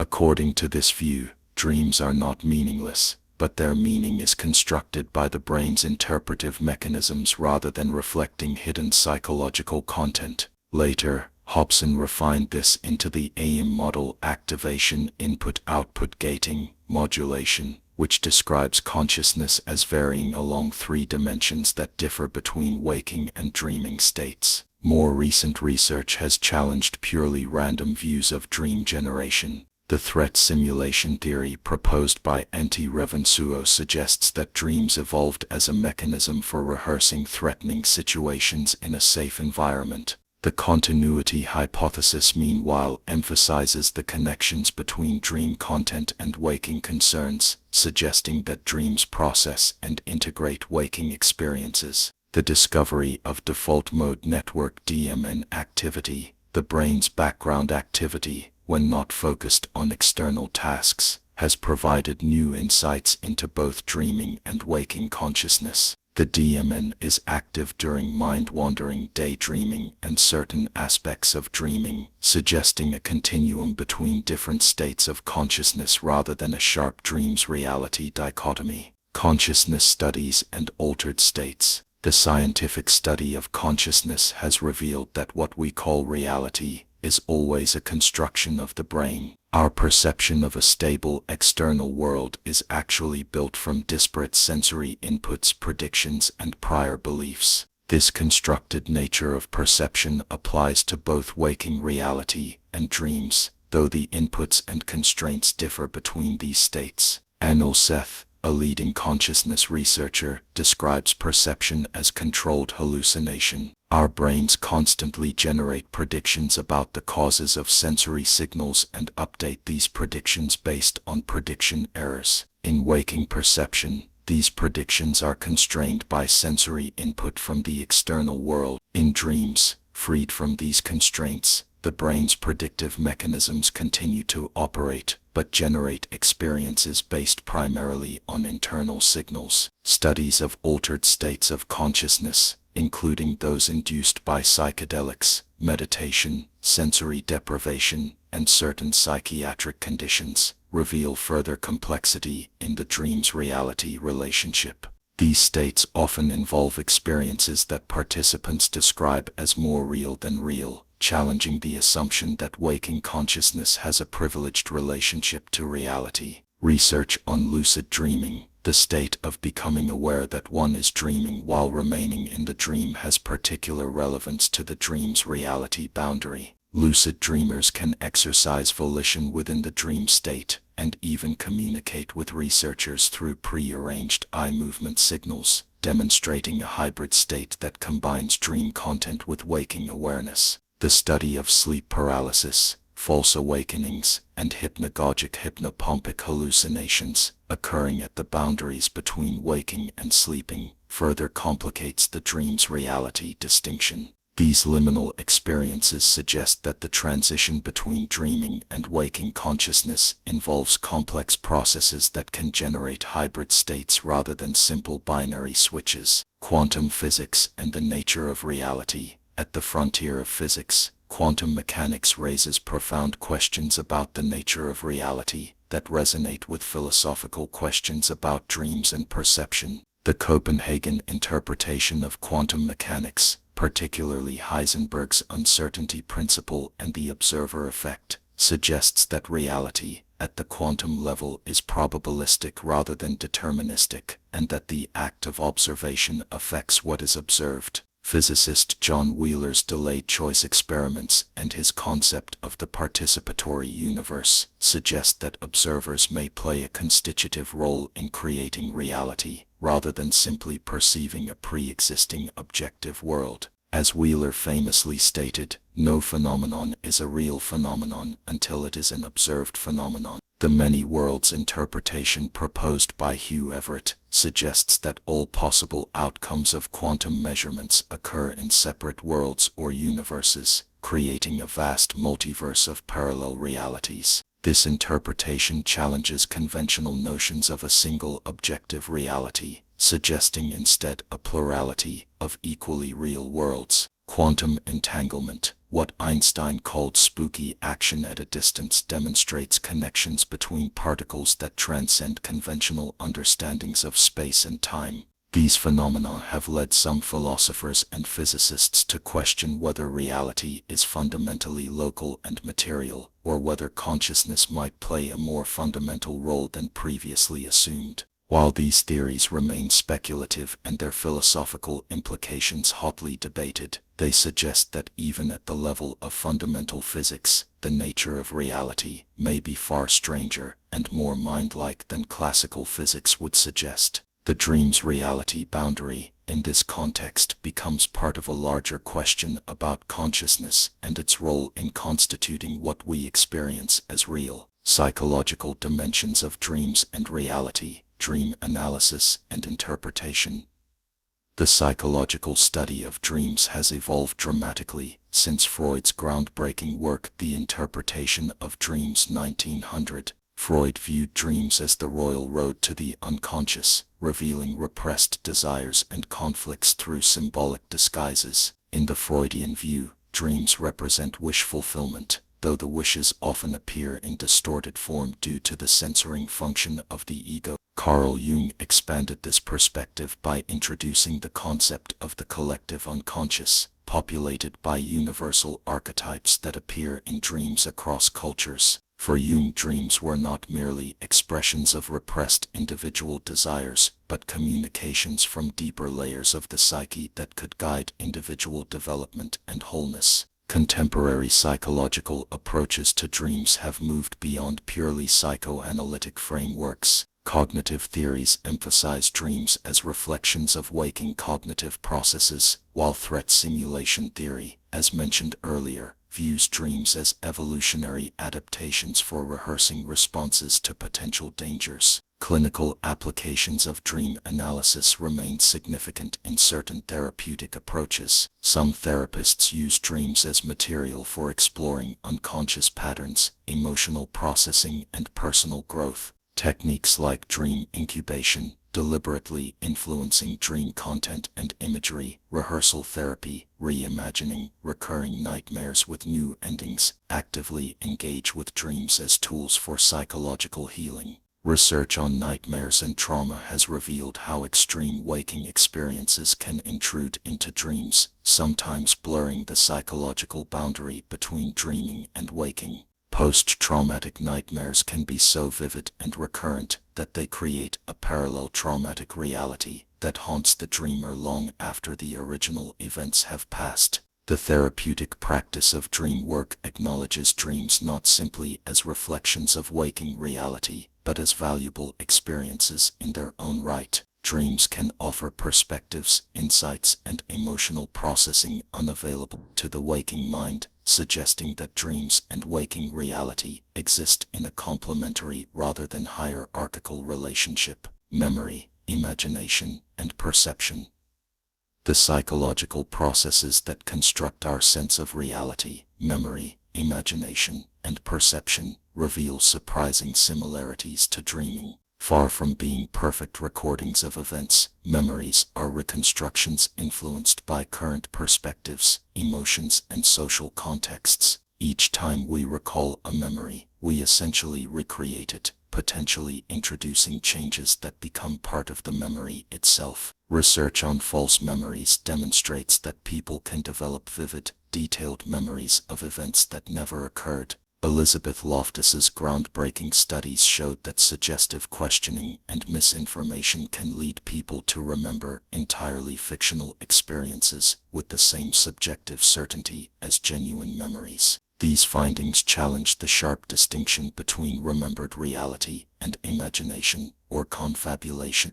Similarly, perception is not a passive reception of external information, but an active construction involving expectations, attention, and prior knowledge. Phenomena like inattentional blindness, failing to notice clearly visible objects when attention is directed elsewhere, and change blindness, failing to detect changes in visual scenes, reveal how selective and constructed our perception of reality actually is. Imagination, often considered the realm of the unreal or fictional, actually shares neural mechanisms with both memory and perception. When we imagine scenarios, whether past, future, or entirely fictional, we activate many of the same brain regions involved in remembering actual events or perceiving current ones. This neurological overlap suggests a continuum, rather than a clear boundary between reality-based and imaginative thought. The default mode network DMN mentioned earlier plays a crucial role in imagination, memory reconstruction, and mind wandering during waking hours. Its activation during both daydreaming and night dreaming suggests that spontaneous narrative construction is a core function of the human brain across states of consciousness. These findings collectively suggest that the waking mind, like the dreaming mind, actively constructs its reality rather than simply perceiving it. The difference lies not in construction versus perception, but in the constraints and inputs that shape these constructions: sensory input and social consensus in waking life, internal signals and reduced logical constraints in dreaming, identity, and the self across states of consciousness. Our sense of self, who we are, and how we relate to the world varies significantly across different states of consciousness. In waking life, we generally experience a relatively stable sense of identity, continuous with our past and oriented toward our future. In dreams, however, this unified sense of self often fragments or transforms. Dreamers may experience being different people, simultaneously observe and participate in events, or undergo radical transformations without the sense of discontinuity such changes would create in waking life. These shifts in identity during dreams raise profound questions about the nature of selfhood. Rather than viewing the waking self as real and the dreaming self as illusory, we might consider both as different configurations of a more fluid underlying process of self-construction. The Buddhist notion of an atta, no self, and postmodern theories of identity as performance rather than essence resonate with this perspective. Certain psychological conditions illuminate the constructed nature of identity across states of consciousness. Dissociative identity disorder involves multiple distinct identity states within a single individual. Depersonalization disorder features experiences of detachment from one's mental processes or body. These conditions suggest that even in waking life, the unified self is an achievement of integration rather than a given foundation of experience. Cultural practices that deliberately alter consciousness, from indigenous vision quests to contemplative religious traditions, often explicitly aim to transform or transcend ordinary self-experience. These practices recognize that different states of consciousness offer different modes of selfhood, each with its own types of insight and limitation. Contemporary philosophers like Thomas Metzinger describe the self as a transparent self-model, a representation created by the brain that is usually experienced as reality rather than as a model. On this view, both the waking and dreaming selves are constructions, though they operate under different constraints and with different degrees of internal coherence. These perspectives collectively suggest that identity itself exists on a spectrum between dreams and reality. Rather than asking which version of ourselves is real, we might more productively explore how different states of consciousness reveal different aspects of our multifaceted existence. Cultural and artistic explorations, dreams in world literature and mythology. Across cultures and throughout history, dreams have featured prominently in literature and mythology, often serving as bridges between different orders of reality. Ancient dream narratives frequently presented dreams as messages from divine or supernatural realms. In the Epic of Gilgamesh, one of humanity's oldest written stories, prophetic dreams guide the hero's journey. Similarly, biblical narratives feature dreams as divine communications, as when Joseph interprets Pharaoh's dreams in Genesis. Classical literature often used dreams as narrative devices for foreshadowing or psychological revelation. In Homer's Iliad, dreams sent by Zeus influenced the course of the Trojan War. Greek tragedy frequently employed dreams to reveal hidden truths or unleash repressed emotions, as in Aeschylus's The Libation Bearers, where Clytemnestra's nightmare presages her own death. Medieval literature extensively explored the relationship between dreams and reality. Chaucer's The Book of the Duchess and The House of Fame used dream frameworks to explore philosophical and emotional themes. Dante's Divine Comedy presents its otherworldly journey as a visionary experience with elements of both dream and revelation. Romantic and Gothic literature embraced dreams as gateways to imagination and the unconscious. Coleridge's Kubla Khan, famously composed following an opium dream, celebrates the creative power of dream vision. Mary Shelley conceived the idea for Frankenstein during what she described as a waking dream, while Edgar Allan Poe's stories often blur the boundary between nightmare and reality. Modernist literature extensively explored dream states and stream of consciousness. James Joyce's Finnegan's Wake adopts dream logic as its organizing principle, featuring fluid identities, temporal shifts, and linguistic transformations. Kafka's works present nightmare-like scenarios with the matter-of-fact quality of dreams, most famously in The Metamorphosis, where Gregor Samsa awakens to find himself transformed into an insect. Contemporary world literature continues to employ dreams as both literary devices and philosophical explorations. Gabriel Garcia Marquez's magical realism blends dreams and reality into a seamless whole. Haruki Murakami's novels frequently feature characters moving between parallel worlds with dreamlike qualities, as in Hard-Boiled Wonderland and The End of the World, where the protagonist simultaneously exists in two distinct realities. Indigenous storytelling traditions often do not sharply distinguish between dreams and waking reality, instead presenting dreams as another mode of perception and knowledge. Australian Aboriginal Dreamtime stories describe how ancestral beings created the world through dream action that continue to shape present reality. These traditions suggest alternative ways of relating dreams and reality beyond the binary opposition common in Western thought. Cinema and visual arts have uniquely powerful tools for exploring the relationship between dreams and reality, with cinema in particular developing sophisticated techniques for representing dream states and questioning the nature of perceived reality. Surrealism explicitly aimed to express the actual functioning of thought in the absence of any control exercised by reason, as André Breton wrote in the Surrealist Manifesto. Salvador Dali's Melting Clocks in the Persistence of Memory and René Magritte's juxtapositions of incongruous elements exemplify how surrealist painting brought dream logic into visual art. These artists saw dreams not as escapism but as revelations of deeper truths obscured by conventional rationality. Early cinema quickly recognized its affinity with dream experience. Films like Georges Méliès's A Trip to the Moon 1902 employed special effects to create dream-like transformations impossible in theater. German expressionist films like The Cabinet of Dr.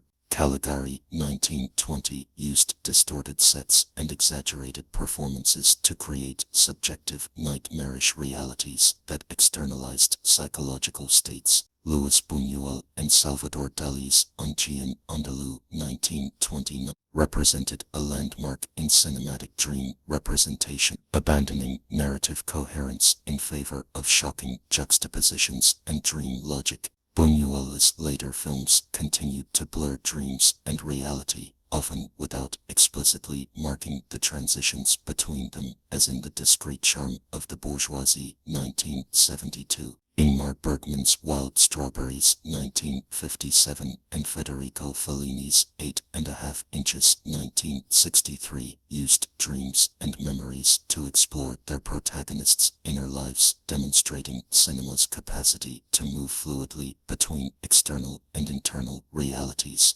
Andrei Tarkovsky's films, with their long takes and metaphysical themes, created what he called sculpting in time, a dream-like aesthetic that transforms ordinary reality through attention and contemplation. Contemporary filmmakers continue to explore the dream's reality boundary in innovative ways. Christopher Nolan's Inception 2010 created a complex architecture of nested dream levels, while his Memento 2000 used reverse chronology to place viewers in the disoriented perspective of a protagonist with anterograde amnesia. David Lynch's films and television series deliberately blur the boundary between dreams, hallucinations, parallel realities, and conventional perception, creating narratives that resist definitive interpretation. Animation and digital effects have expanded the possibilities for representing dream states. Satoshi Kon's animated films like Paprika 2006 seamlessly blend dreams and reality, while Richard Linklater's rotoscoped Waking Life 2001 uses animation to create a fluid, shifting reality that mirrors its philosophical exploration of consciousness and dreaming. Virtual reality technologies represent the latest frontier in this exploration, creating immersive experiences that engage multiple senses and allow participants to interact with digital environments. These technologies raise new questions about the nature of experience and reality, potentially creating a third category beyond traditional conceptions of dreaming and waking. Digital realities and technological mediations. Contemporary digital technologies have created new forms of reality that complicate the traditional dreams-reality distinction. These technologies don't merely represent reality, but increasingly create experiences that constitute their own form of reality. Virtual reality (VR) creates immersive simulated environments that can generate presence, the subjective feeling of being in a place despite knowing one is not physically there. This phenomenon challenges traditional distinctions between real and illusory experiences, suggesting that the subjective quality of experience may be more relevant than its external cause. Augmented reality (AR) overlays digital information onto physical environments, creating hybrid experiences that are neither purely real nor purely virtual. As these technologies advance and become more integrated into everyday life, the boundary between digital and physical reality becomes increasingly permeable. Social media platforms create digital spaces where people construct identities, form relationships, and participate in communities that have real emotional and social significance despite existing primarily in digital form.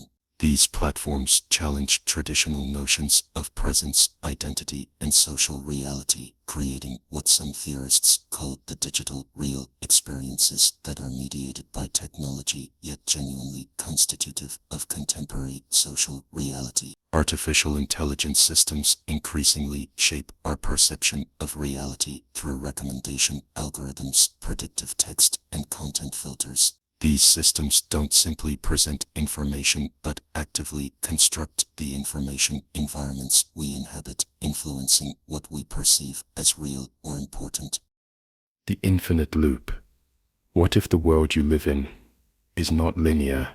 What if the life you're experiencing right now is not a journey, but a loop? A loop that repeats over and over again, endlessly, where every moment you experience, every decision you make, has already happened and will happen again. This is not the beginning. This is not the end. This is the middle, a place where time and space collide, twist, and bend, where there is no true start and no true finish.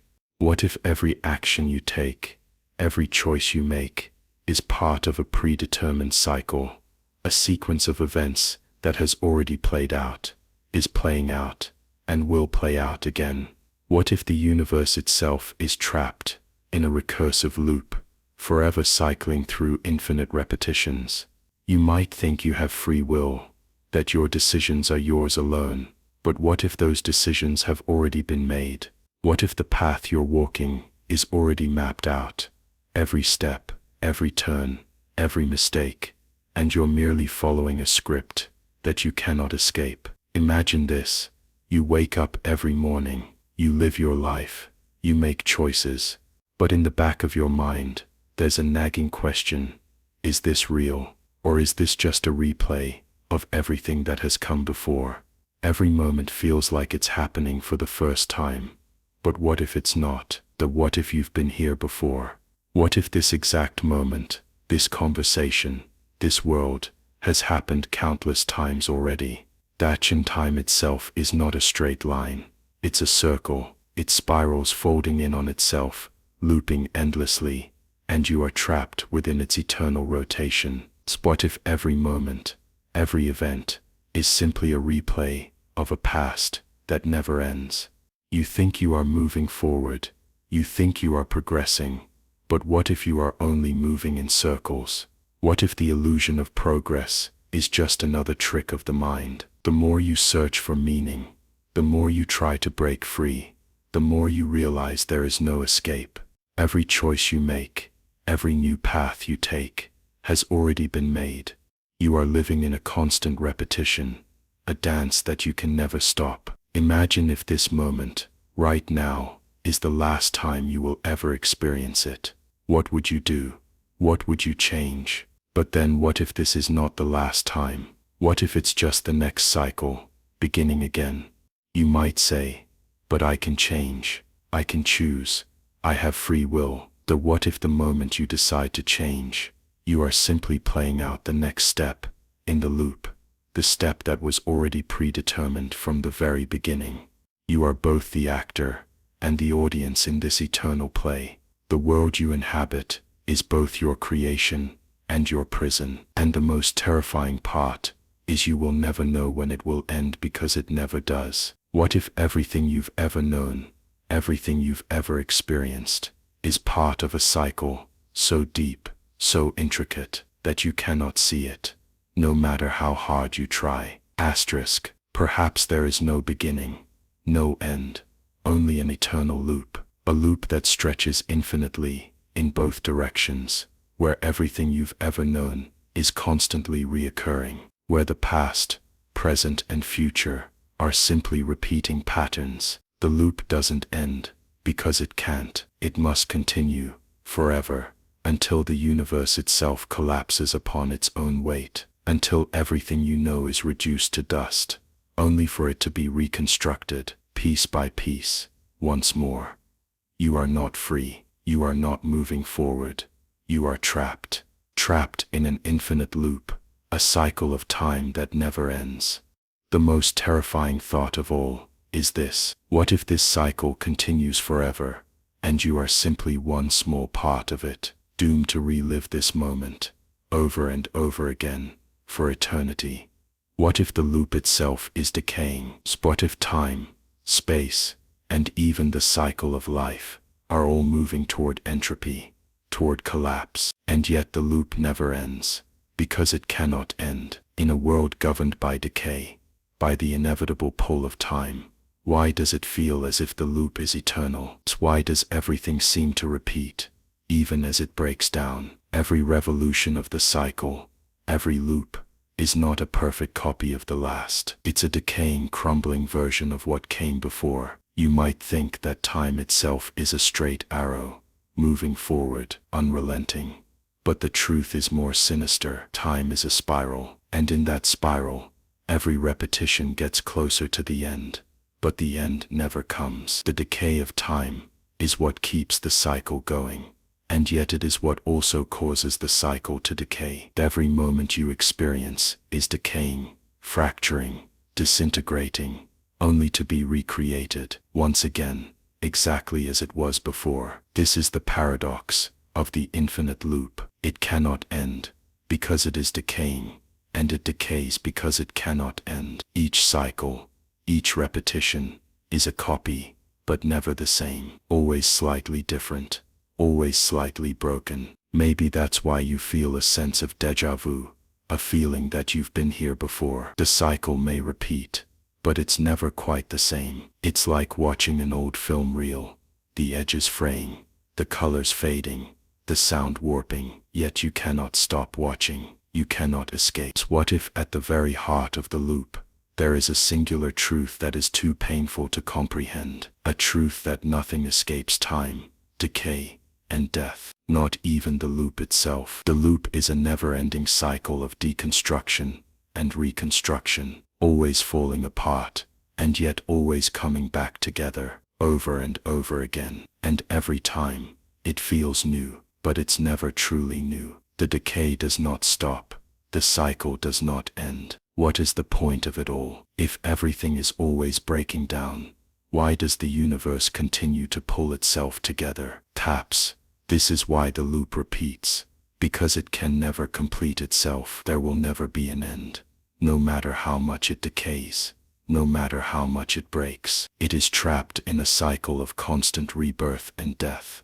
And the death never takes hold. The loop continues, and you continue, always searching for a way out. And maybe that's the true horror. The loop never ends, because it can never truly break. Every piece of it, every cycle, is fractured, and yet it keeps repeating, because the only way for it to stop is for everything to cease to exist, for everything to truly break.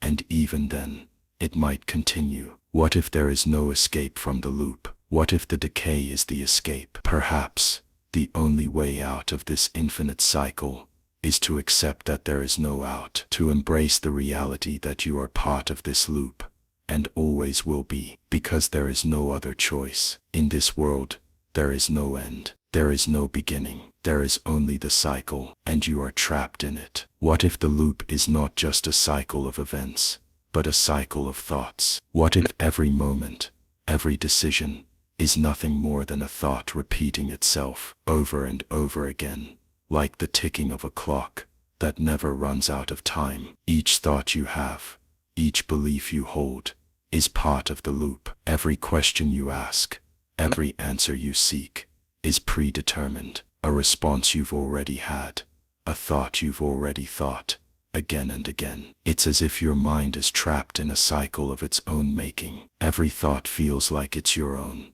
but in reality, it's a pattern you cannot break. What if every choice you make, every decision, is simply a manifestation of this pattern? What if every day is just a rerun of the same script, one that you cannot change, because you don't even realize you're acting it out? You wake up, you live your life, you make choices, you change things, but no matter what you do, you end up back where you started, back in the same place, in the same moment. Does the cycle repeat because you can't see it, or does it repeat because you are part of it? Maybe you are too close to the loop to even recognize it. Maybe you've always been part of it, and that's why it feels so natural. The illusion of progress, of growth, is the loop's greatest trick. It makes you believe that time moves forward, that you're changing, evolving, but you're not. You're stuck, trapped in a timeless moment that only feels like change. And yet, even knowing this,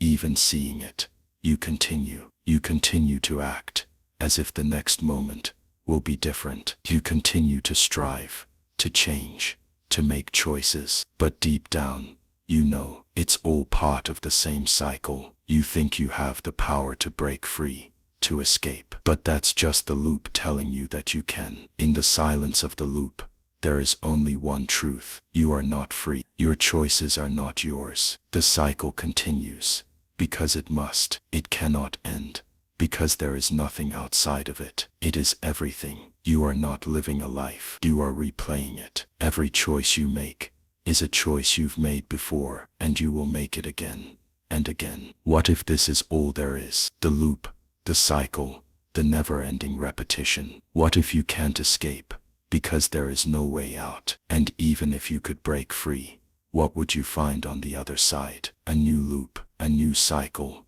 just waiting for you to step into it. You can feel it, can't you? The pressure of the loop, always there. The weight of time, the weight of your choices, the weight of your life, all pressing down on you. Always pushing, always circling back, forcing you to repeat it again and again. What if the loop is not just something external, but something within, something built into your mind, your perception, your very consciousness? Your mind, your thoughts, your identity are all part of the loop. Your very sense of self, your perception of the world is nothing but a feedback loop. You look for answers, you look for meaning, but all you find is the same repetition, because that's all there is. You are trapped, and even if you wake up, even if you open your eyes to see the truth will not set you free. The truth will show you that there is no freedom, only the loop. What if the loop you're trapped in is not just the repetition of events, but the repetition of meaninglessness? A life without purpose, without ultimate significance, because everything that happens, everything you do, has already happened, and will happen again. This is the true horror of the infinite loop, not just the endless cycle, but the eternal void at the center of it. A void that seems to consume all meaning, all purpose, until there is nothing left. Every action you take, every effort you make, is a response to the illusion of change. But in truth, nothing changes, nothing lasts, nothing matters. What if you've been searching for meaning, thinking that one day you will find it? But what if that search is just another part of the loop, another cycle of endless yearning that can never be fulfilled? You might think, if I just achieve this, if I just do this one thing, then I will find meaning. But even when you achieve it, even when you find success, the meaning fades away, because the loop doesn't care about success. It doesn't care about progress. It only cares about repetition. You live your life believing in the pursuit of purpose, believing that your actions will lead you to some final grand end. But what if that end never comes? What if the pursuit of purpose itself is the trap? You've always known this, haven't you? Deep down, you've always felt it. Do the things you do, the things you strive for, don't matter, and yet you keep going. You continue to strive, to believe in something greater, because that's the only thing that keeps you going. But what if there is nothing greater? What if the ultimate truth is that there is no meaning, no purpose, no end? This very search for meaning, for purpose, is the loop itself. What if you can't escape the cycle, because meaninglessness is the only thing that's real? The universe doesn't care if you find purpose. It doesn't care if you make a difference. It only cares about cycle, about the endless reoccurrence of the same patterns, over and over again. Everything you've ever known, everything you've ever done, will be lost again. You'll forget it, and then you'll remember it. But it won't matter, because the loop doesn't end. It just keeps coming back, forcing you to relive it. The loop doesn't need to have meaning. It doesn't need a reason. It simply exists. And that's all. Perhaps that is the true despair of the loop, that it forces you to search, to strive, to reach for something that doesn't exist. And in doing so, it traps you in the endless cycle of meaninglessness, where there is no escape. Because there is no escape, you are not moving toward an end. You are moving in circles. The loop is not just the repetition of events.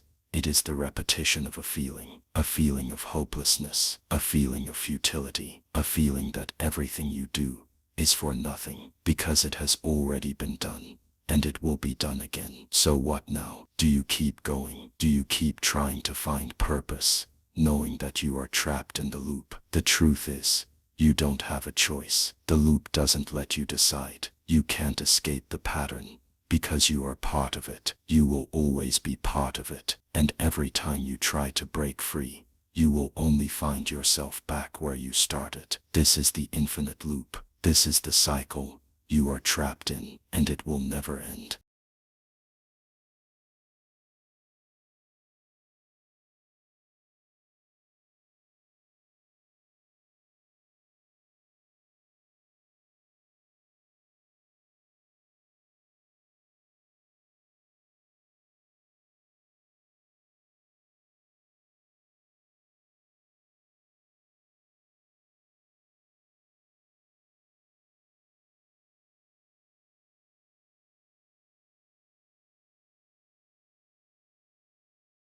The concept of infinity in a cyclical form. The infinite loop stands as one of humanity's most profound and paradoxical concepts, a pattern that returns endlessly to its beginning, a circle with no true origin or conclusion, a journey that is simultaneously complete and never-ending. As a mathematical construct, a philosophical metaphor, and an experiential reality, the infinite loop challenges our linear conceptions of time, progress, and purpose. It reveals both the limitations of human understanding and our persistent fascination with that which transcends those limitations. This exploration delves into the multifaceted nature of infinite loops across various domains of human thought and experience. We will examine their mathematical foundations, philosophical implications, manifestations in natural systems, expressions in art and culture, psychological dimensions, technological applications, and spiritual resonances. Through this journey, we may discover that the infinite loop is not merely a curious abstraction, but a fundamental pattern woven into the fabric of existence itself, one that offers profound insights into the nature of reality and our place within it. The infinite loop invites us to question our most basic assumptions about beginnings and endings, about progress and repetition, about the finite and the boundless. It challenges us to consider whether our linear perception of time and causality represents reality's true nature, or merely reflects the limitations of human cognition. In contemplating the infinite loop, we confront paradoxes that have fascinated thinkers throughout human history and continue to inspire new realms of thought in our contemporary world. Mathematical and logical foundations, the mathematics of infinity and recursion. Mathematics provides perhaps the most precise language for exploring infinite loops, offering formal structures that capture the essence of endless repetition and self-reference. The concept of recursion, a process that refers to itself or its own procedure, serves as a foundational element in understanding mathematical infinity. At its most basic, mathematical recursion appears in sequences where each term is defined in relation to previous terms. The Fibonacci sequence 0, 1, 1, 2, 3, 5, 8, where each number is the sum of the two preceding it, demonstrates how simple recursive rules can generate complex,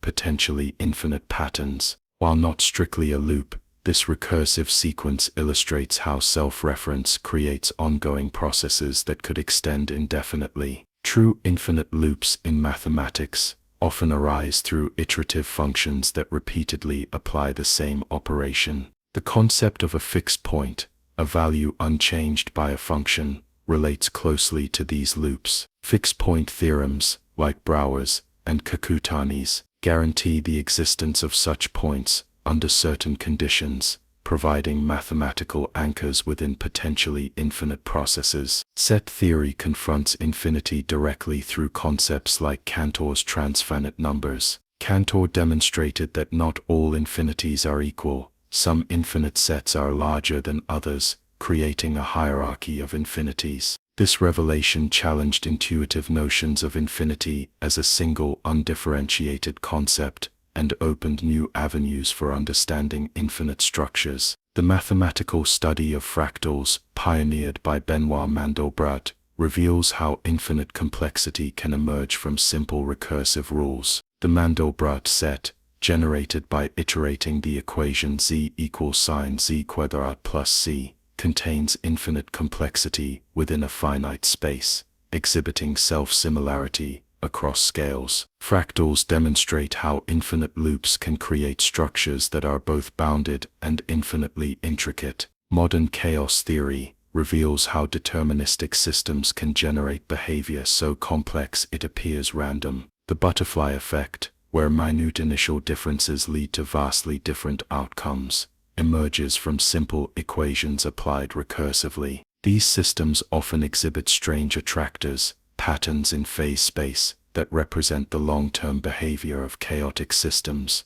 revealing order within apparent randomness. Number theory explores fascinating infinite loops like the Collatz conjecture, which proposes that a simple algorithm applied to any positive integer will eventually reach the loop 4. Despite its simplicity, this conjecture remains unproven, demonstrating how even elementary recursive processes can pose profound mathematical challenges. Category theory, a branch of mathematics focused on mathematical structures and relationships, offers a framework for understanding recursive structures through concepts like initial algebras and final coalgebras. These abstract constructs formalize the notion of infinite data structures and processes, providing a rigorous foundation for reasoning about endless loops. The mathematics of infinity continues to evolve, with developments in areas like transfinite computation theory, exploring the theoretical capabilities of infinitely powerful computers. These investigations push against the boundaries of mathematical reasoning itself, raising questions about what can be computed in principle versus in practice. Logical paradoxes and self-reference. The logical challenges posed by self-reference and infinite loops have fascinated philosophers and logicians for millennia.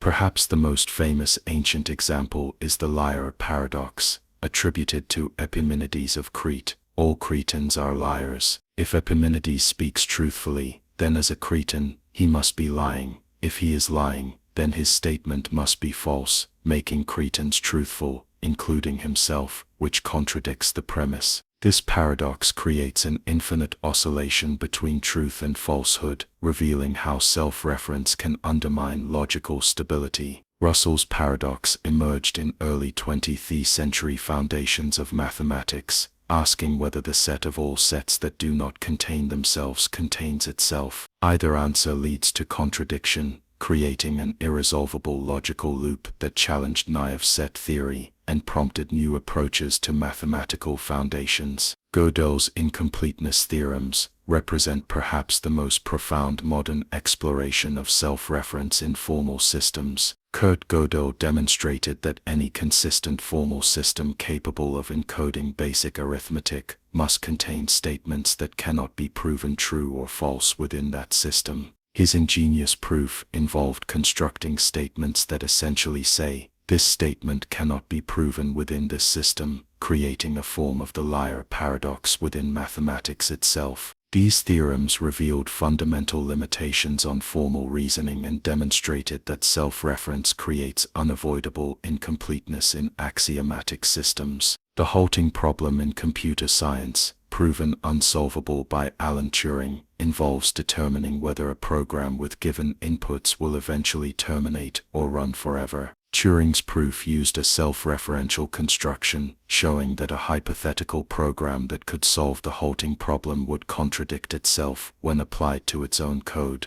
This demonstration established fundamental limitations on what computers can accomplish, regardless of their power or efficiency. Douglas Hofstadter, in his influential work Gödel, Escher, Bach, explored how self-reference creates strange loops that transcend hierarchical levels. He identified these loops in diverse contexts from mathematics and music to art and consciousness, suggesting that self-reference may be fundamental to human thought and creativity. Hofstadter's concept of tangled hierarchies describes systems where lower levels fold back to influence higher levels, creating recursive structures that defy simple hierarchical description. Philosophical investigations of self-reference extend beyond formal logic. John Searle's Chinese room, thought experiment, and theories of consciousness frequently confront questions of self-reference. How can a system become aware of itself? How does consciousness reflect on its own processes? These questions suggest that understanding sentience may require grappling with forms of self-reference that create infinite loops in our conceptions of mind. The paradoxes of self-reference have practical implications in fields from self-referential laws to artificial intelligence systems that modify their own code. These applications demonstrate that infinite loops are not merely abstract puzzles, but phenomena with real-world consequences that must be managed in practical contexts. Computational perspectives, infinite loops in programming. In computer science, the infinite loop represents both a fundamental concept and a common error. At its simplest, an infinite loop occurs when a sequence of instructions continuously repeats without termination criteria, a construction deliberately created in some contexts but often representing a programmer's oversight. Except while true / code that executes forever, except. This simple construct demonstrates the essence of programmatic infinite loops, a condition that never evaluates to false, creating endless repetition. While sometimes deployed intentionally for processes meant to run continuously, like operating system kernels or server applications, unintended infinite loops represent one of programming's classic bugs, consuming resources without productive output. The halting problem mentioned earlier proves the impossibility of creating a general algorithm that can determine whether any arbitrary program will ever terminate. This theoretical limitation demonstrates that infinite loops are not merely practical challenges, but fundamental to computation theory, representing an inherent limitation on what computers can analyze about other computers or themselves. Recursive functions in programming, those that call themselves, create potential for infinite loops when lacking proper termination conditions.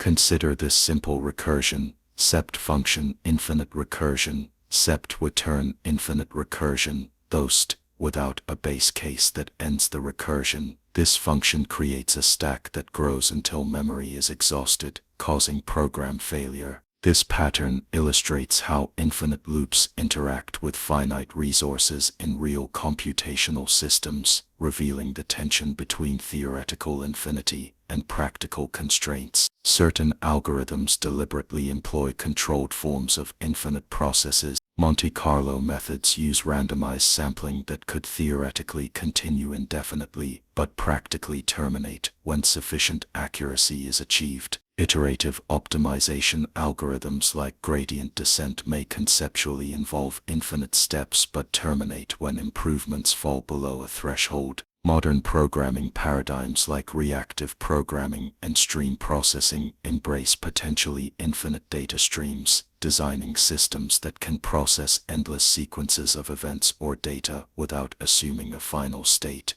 These approaches acknowledge that many real-world processes have no natural conclusion and require computational models that accommodate open-ended execution. Programming languages handle infinity and recursion differently. Functional languages like Haskell support lazy evaluation, computing values only when needed, which allows working with theoretically infinite data structures. Some languages implement tail call optimization, enabling infinite recursion without stack overflow when recursion occurs in tail position. Self-modifying code represents perhaps the most profound form of computational self-reference, where programs alter their own instructions during execution. This powerful technique enables adaptive systems but creates risks of unintended infinite loops and unpredictable behavior. Modern AI systems that modify their own parameters during learning implement forms of controlled self-modification. The study of fixed points in computation connects to broader mathematical concepts. Computer scientists analyze program behavior through fixed-point theorems, identifying conditions under which iterative computations converge to stable solutions rather than continuing indefinitely or diverging.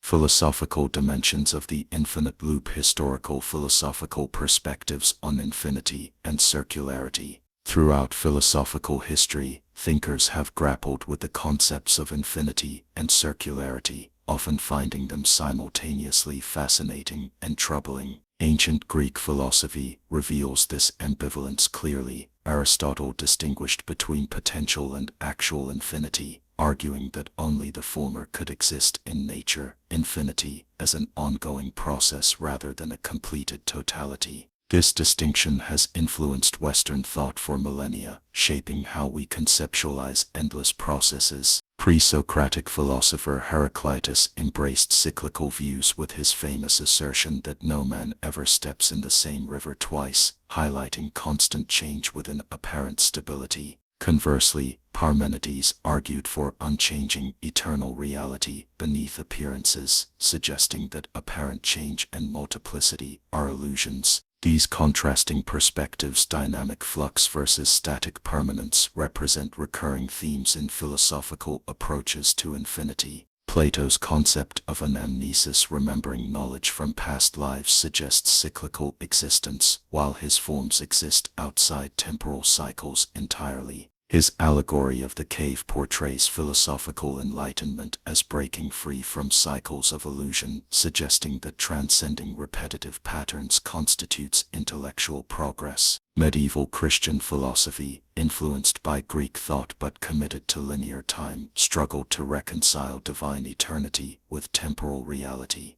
Boethius proposed that God experiences all time simultaneously in an eternal present, a conception that attempts to transcend both linear sequence and endless repetition. Thomas Aquinas developed nuanced arguments about God's infinity, distinguishing it from mathematical or physical infinity. Eastern philosophical traditions often embrace cyclical conceptions more readily than Western traditions. Hindu cosmology presents vast cycles of creation and destruction, kalpas spanning billions of years. The concept of samsara portrays individual existence as an ongoing cycle of death and rebirth from which enlightenment offers liberation. These traditions view cycles not as meaningless repetition, but as containing patterns of development across multiple iterations. Buddhist philosophy similarly embraces cyclical existence while seeking liberation from suffering through breaking attachments that perpetuate these cycles.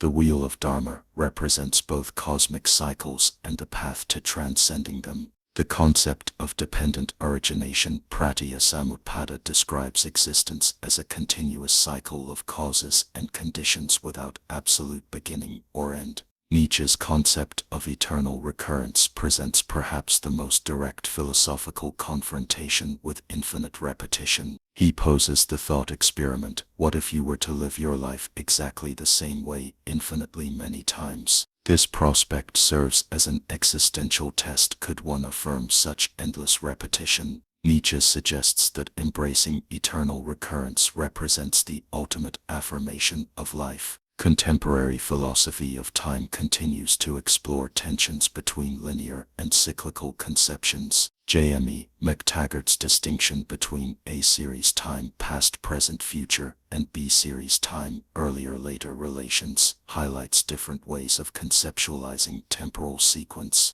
Debates about whether time has a beginning or whether infinite past time is coherent remain active in philosophy of physics and metaphysics. The philosophy of history oscillates between viewing historical development as progressive, Hegel, Marx, or cyclical, Spengler, Toynbee. These competing frameworks reflect deeper questions about whether human affairs exhibit genuine development or merely rearrange recurring patterns, whether history spirals toward new heights or merely circles back upon itself. Metaphysical questions, being, becoming, and eternal return. The infinite loop raises profound metaphysical questions about the fundamental nature of reality. Is existence fundamentally static or dynamic? Does true change occur, or do apparent changes merely rearrange permanent elements? Do patterns genuinely recur, or is each moment uniquely situated in an irreversible flow? The ancient distinction between being and becoming, often associated with Parmenides and Heraclitus respectively, frames these questions. Parmenides argued that true reality must be unchanging, as change would require something to come from nothing, an impossibility in his view.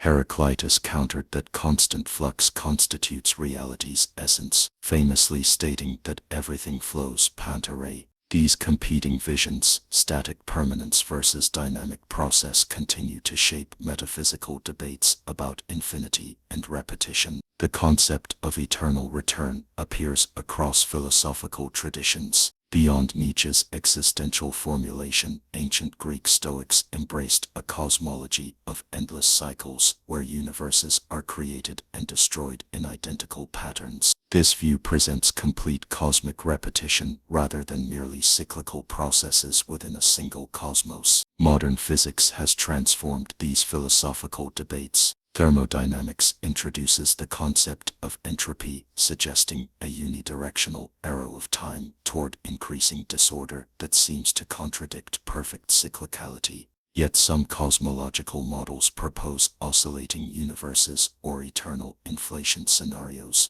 where universes continually form an endless variety. These scientific frameworks provide new contexts for ancient questions about cosmic cycles. Process philosophy, associated with Alfred North Whitehead, presents reality as fundamentally composed of events and processes rather than static substances. This perspective embraces becoming as ontologically primary, potentially accommodating infinite processes without reducing them to mere repetition of identical states. Each iteration within a process may exhibit novelty while maintaining pattern-based continuity with previous iterations. Henry Bergson's concept of duration durée distinguishes between abstract, spatialized time suitable for scientific measurement and lived time as experienced by consciousness. This distinction suggests that mechanical repetition differs fundamentally from lived experience, even when the external pattern appears identical.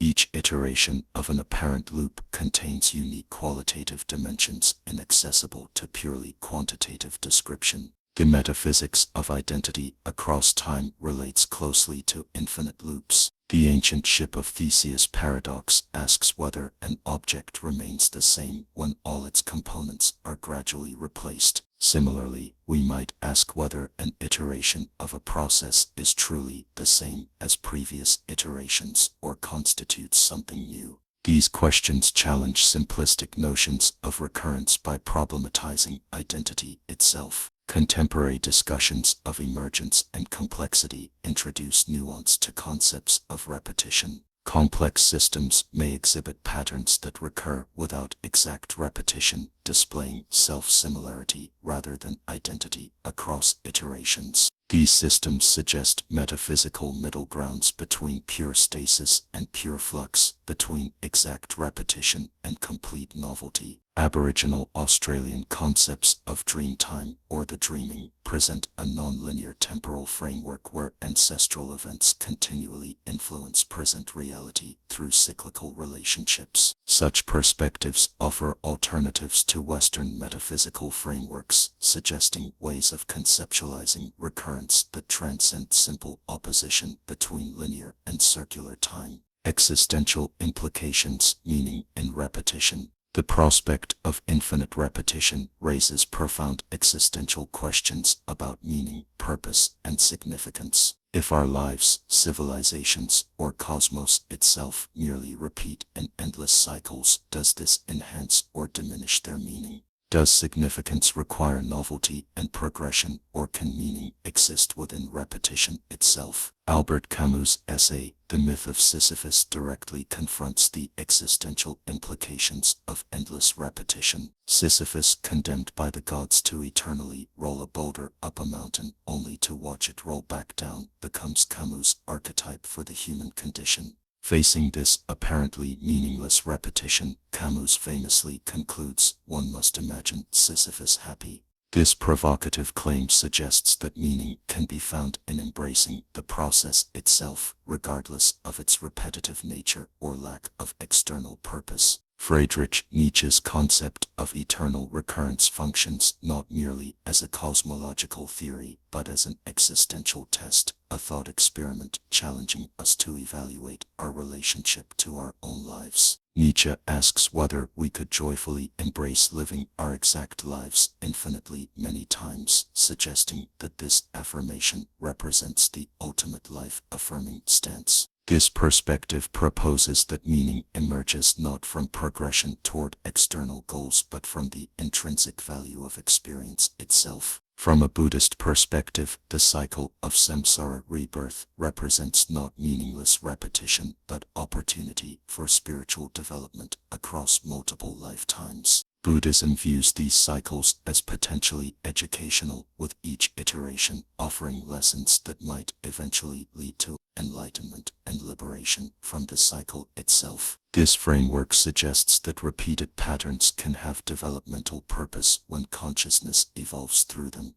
Existentialist philosophers like Jean-Paul Sartre emphasize human freedom within apparently repetitive structures. Even if external patterns recur, subjective experiences and choices remain unique moments of authentic engagement. This perspective locates meaning in the qualitative dimensions of experience rather than in objective outcomes or historical uniqueness. The concept of eternal now, found in various mystical traditions, suggests that transcending linear time altogether offers liberation from the apparent dichotomy between repetition and progress. If each moment is experienced with complete presence, the question of whether similar moments have occurred before becomes secondary to the immediacy of current experience. Contemporary psychological research on flow states, developed by Mihaly Csikszentmihalyi, examines how repetitive activities like practicing an instrument or sport can produce profound engagement and satisfaction. This research suggests that repetition itself is not antithetical to meaning, but can create conditions for deep absorption and mastery when approached with appropriate attention. The tension between repetitive patterns and individual uniqueness appears in many cultural frameworks. Modern industrial society often equates meaning with novelty and progress, viewing repetition as monotonous or stagnant. Alternative perspectives suggest that engagement with cyclical processes, seasonal changes, ritual practices, regular disciplines can create meaning through connection to patterns larger than individual life. Milan Kundera's novel The Unbearable Lightness of Being contrasts two existential perspectives: the lightness of unique, unrepeatable experience versus the weight of eternal recurrence. Kundera suggests that both perspectives contain truth. Our lives are simultaneously unrepeatable in their specific details, yet part of recurring human patterns. This paradox creates both freedom and responsibility in how we engage with our finite existence within potentially infinite patterns. The infinite loop in nature and cosmos, cyclical patterns in natural systems. Natural systems at all scales exhibit cyclical patterns that approach the concept of infinite loops, though constrained by physical limitations. These natural cycles provide tangible manifestations of abstract philosophical concepts, revealing how endless repetition structures the physical world. Astronomical cycles form perhaps the most fundamental natural loops governing human experience of time itself. The Earth's daily rotation creates the day-night cycle, while its annual orbit produces seasonal patterns. Lunar phases complete monthly cycles, affecting tides and many biological processes. These astronomical cycles, barring cosmic catastrophe, will continue for billions of years, approaching practical infinity from a human perspective. Climate systems display complex cyclical patterns across multiple time scales. El Niño, La Niña oscillations cycle every 7 years, affecting global weather patterns. Ice ages follow longer Milankovitch cycles driven by variations in Earth's orbit, creating glacial interglacial periods spanning tens of thousands of years. These climate cycles demonstrate how multiple overlapping loops create complex patterns that appear chaotic locally while maintaining order at larger scales. Biological rhythms permeate living systems. Circadian rhythms regulate daily activities in organisms from bacteria to humans, synchronizing biological processes with environmental cycles. Reproductive cycles, migration patterns, hibernation, and flowering cycles all demonstrate how life embeds environmental periodicity into its fundamental processes. These biological loops synchronize organisms with their environments while allowing adaptation to changing conditions. Ecological succession represents a longer cyclical process where ecosystems develop through predictable stages following disturbance. A forest cleared by fire or human activity gradually regrows through predictable phases. Pioneer species prepare the ground for more complex communities, eventually returning to a state resembling the original forest. This process demonstrates how natural systems can recreate similar patterns through entirely different individual organisms. Biochemical cycles sustain life through continuous material circulation. The carbon cycle moves carbon between atmosphere, oceans, soil, and living organisms. The nitrogen cycle converts atmospheric nitrogen into biologically available forms and back. These biogeochemical loops maintain the chemical conditions necessary for life through endless recycling of essential elements. Water cycles continuously between ocean, atmosphere, land, and living systems. Evaporation, condensation, precipitation, and collection create a perpetual circulation system distributing this essential molecule across Earth's systems. This hydrological cycle represents perhaps the most visible natural infinite loop observed and understood across human cultures throughout history. Geological cycles operate across even longer timescales. The rock cycle transforms igneous, sedimentary, and metamorphic rocks through processes of weathering, erosion, deposition, subduction, melting, and crystallization.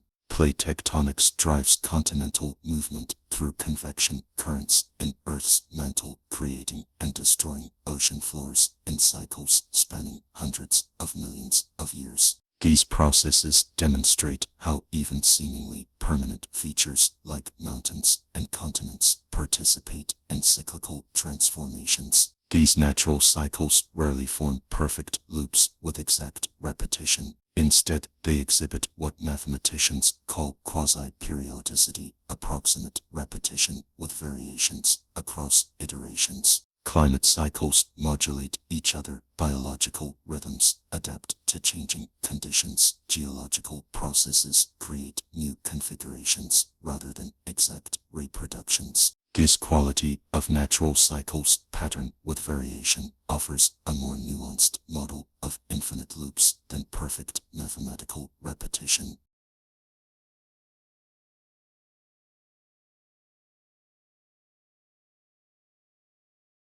You believe you have a mind.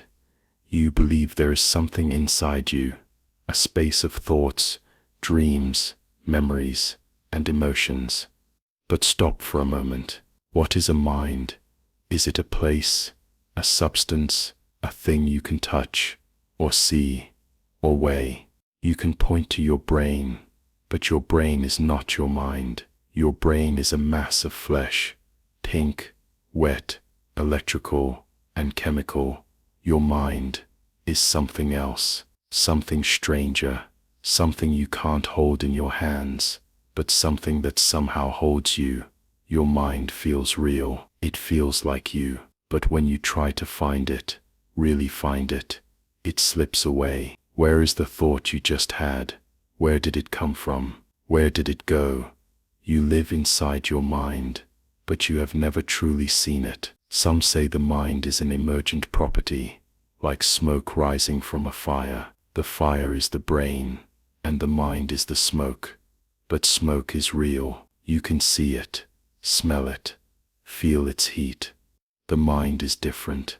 It has no edges, no boundaries, no shape. Some philosophers have dared to ask, what if the mind doesn't exist at all? What if it's a story your brain tells itself, so it doesn't have to confront the emptiness? What if you are just a hallucination, dreaming of being real? Every thought you have, every emotion you feel, every memory you cling to, all of it could be a trick to cover up the fact that there is no thinker, no feeler, no rememberer, only thoughts, only emotions, only memories, floating, unclaimed. You are not thinking, thinking is happening. You are not feeling, feeling is happening. You are not remembering, remembering is happening. The mind is not a thing, it's a process, a flow, a river of flickering impressions that nobody owns. The mind is not inside you, you are inside it. But if there is no real mind, no real self, then who is listening to these words right now? Maybe there is no one listening. Maybe these words are just appearing in the dream of no one. We speak of my mind as if it is a possession, as if it is something we own, like a house or a body. But how can you own something you can't even find? Trace the thought back to its root. Try to find the place where the thought begins. You will find nothing, no source, no origin, no creator. Your mind is like a movie, playing in a dark theater. But when you search for the projector, there's nothing there, only the flickering images, only the sensations of watching, but no watcher. Every moment of consciousness feels tethered to someone who is thinking, seeing, feeling.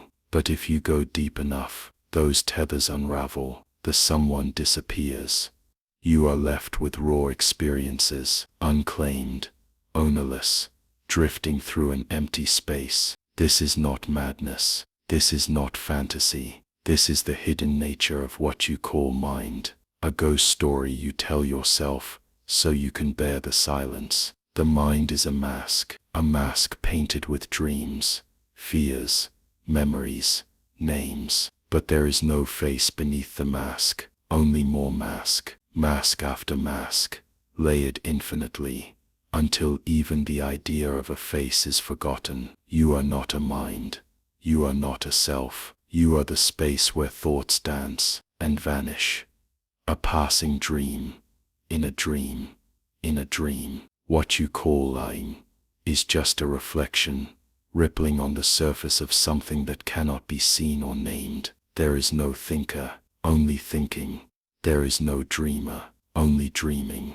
There is no you, there is only this. And when the mind finally sees this, when the masks are stripped away, when the last illusion crumbles, what remains? Nothing and everything. You have always believed there is a center, a thinker behind the thoughts, a dreamer behind the dreams, a you behind the experience. But when you search for it, when you truly search, there is only a hollow echo. You think your thoughts, you believe you cause them, but thoughts arise on their own, like clouds forming in the sky. Where is the gap between a thought and the next thought? Where is the silence, where the self might exist? Look closely. There is no gap. There is no silence. There is no place for you to be. The idea of a mind, the idea of a self, is like a face drawn in mist, beautiful, fleeting and doomed.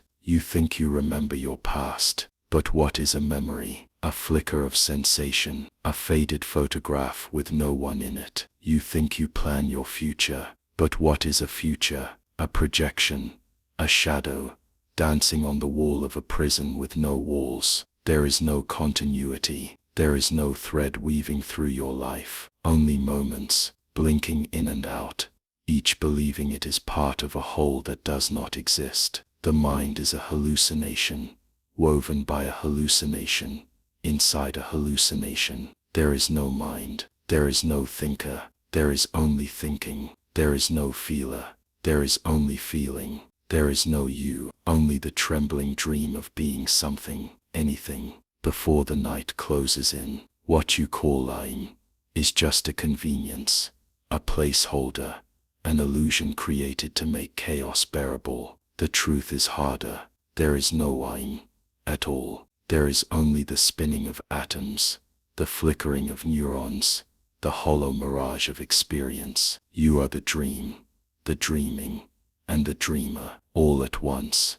And when the dream ends, there will be nothing left to wake up. There is no watcher behind your eyes, no pilot behind your thoughts, no soul inside your body, only the movements of a universe, pretending to be you for a little while. A beautiful lie, a perfect illusion, a mind made of mist, evaporating before it even knows it exists. Before thought, before memory, before sensation, there was only being, not your being, not a being, only being itself. The drone deepens, like falling into an ocean with no bottom. There somewhere inside the darkness, a flicker appeared, a tiny disturbance, a ripple in the stillness. The first thought, it was not your thought, it was not anyone's thought, it was thought itself, bursting into existence for no reason at all. From that flicker, a story began, the story of I, the story of a mind, a self, a watcher behind the eyes. Soft murmurings now fill the background, as if a million forgotten dreams are whispering all at once. But the story was only ever a story, a play performed for no audience. The mind believed it was real. It believed it had depth, substance, meaning. But belief itself is just another flicker, another ripple, another passing dream. You believe you are someone. You believe you are real. But you are simply the aftershock of a ripple that never had a source. There is no mind, no self, no I behind the eyes. Only this, endless being, flickering into endless forgetting. You are not trapped inside a mind. You are the hallucination of being trapped.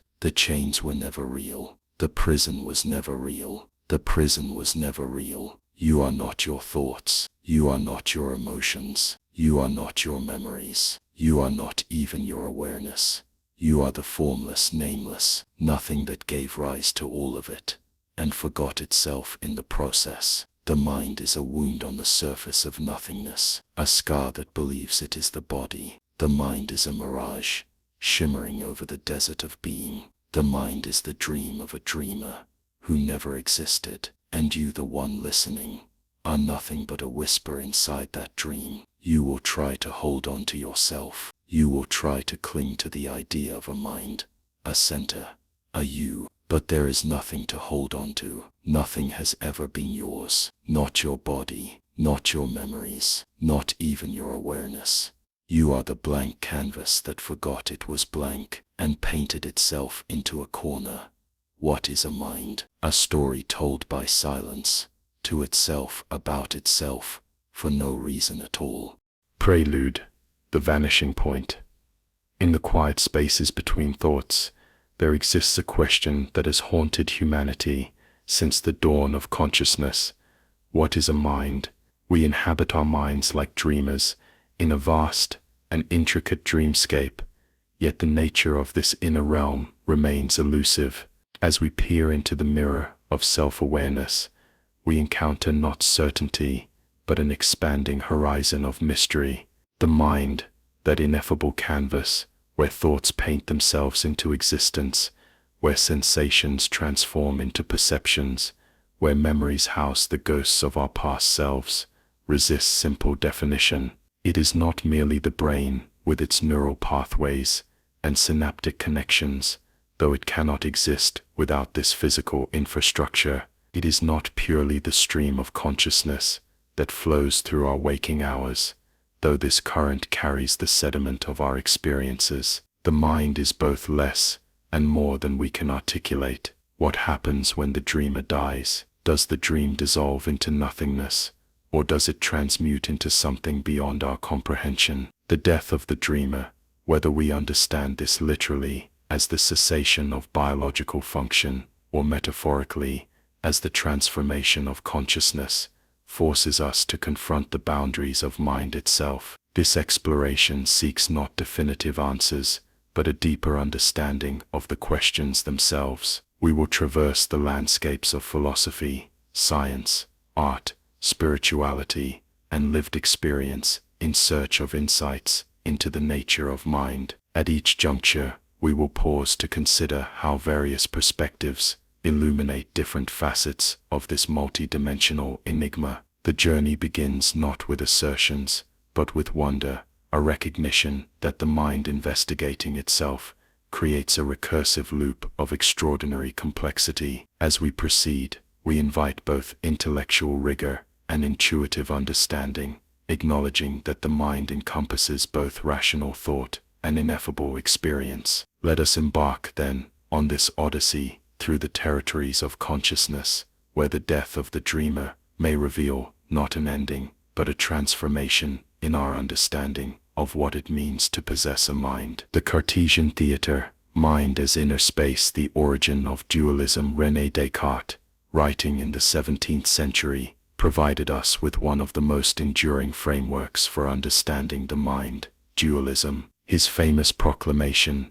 cogito ergo sum, I think therefore I am, established thinking as the essential proof of existence, and positioned the mind as a non-physical substance, distinct from the material body. In this conception, the mind became an inner theater, where experiences are projected and observed by a conscious self, a model that continues to influence how we conceptualize our mental lives. Descartes' dualism created a fundamental split between the res cogitans, thinking substance, and res extensa, extensate substance. The mind belonging to the realm of thinking substance was characterized by its lack of spatial extension, its unity, and its capacity for self-awareness. The body, conversely, occupied the domain of extended substance, divisible, mechanistic, and governed by physical laws. This Cartesian model provides a compelling account of our subjective experience. Do we often feel as though we are observing our thoughts, sensations, and emotions from a privileged vantage point,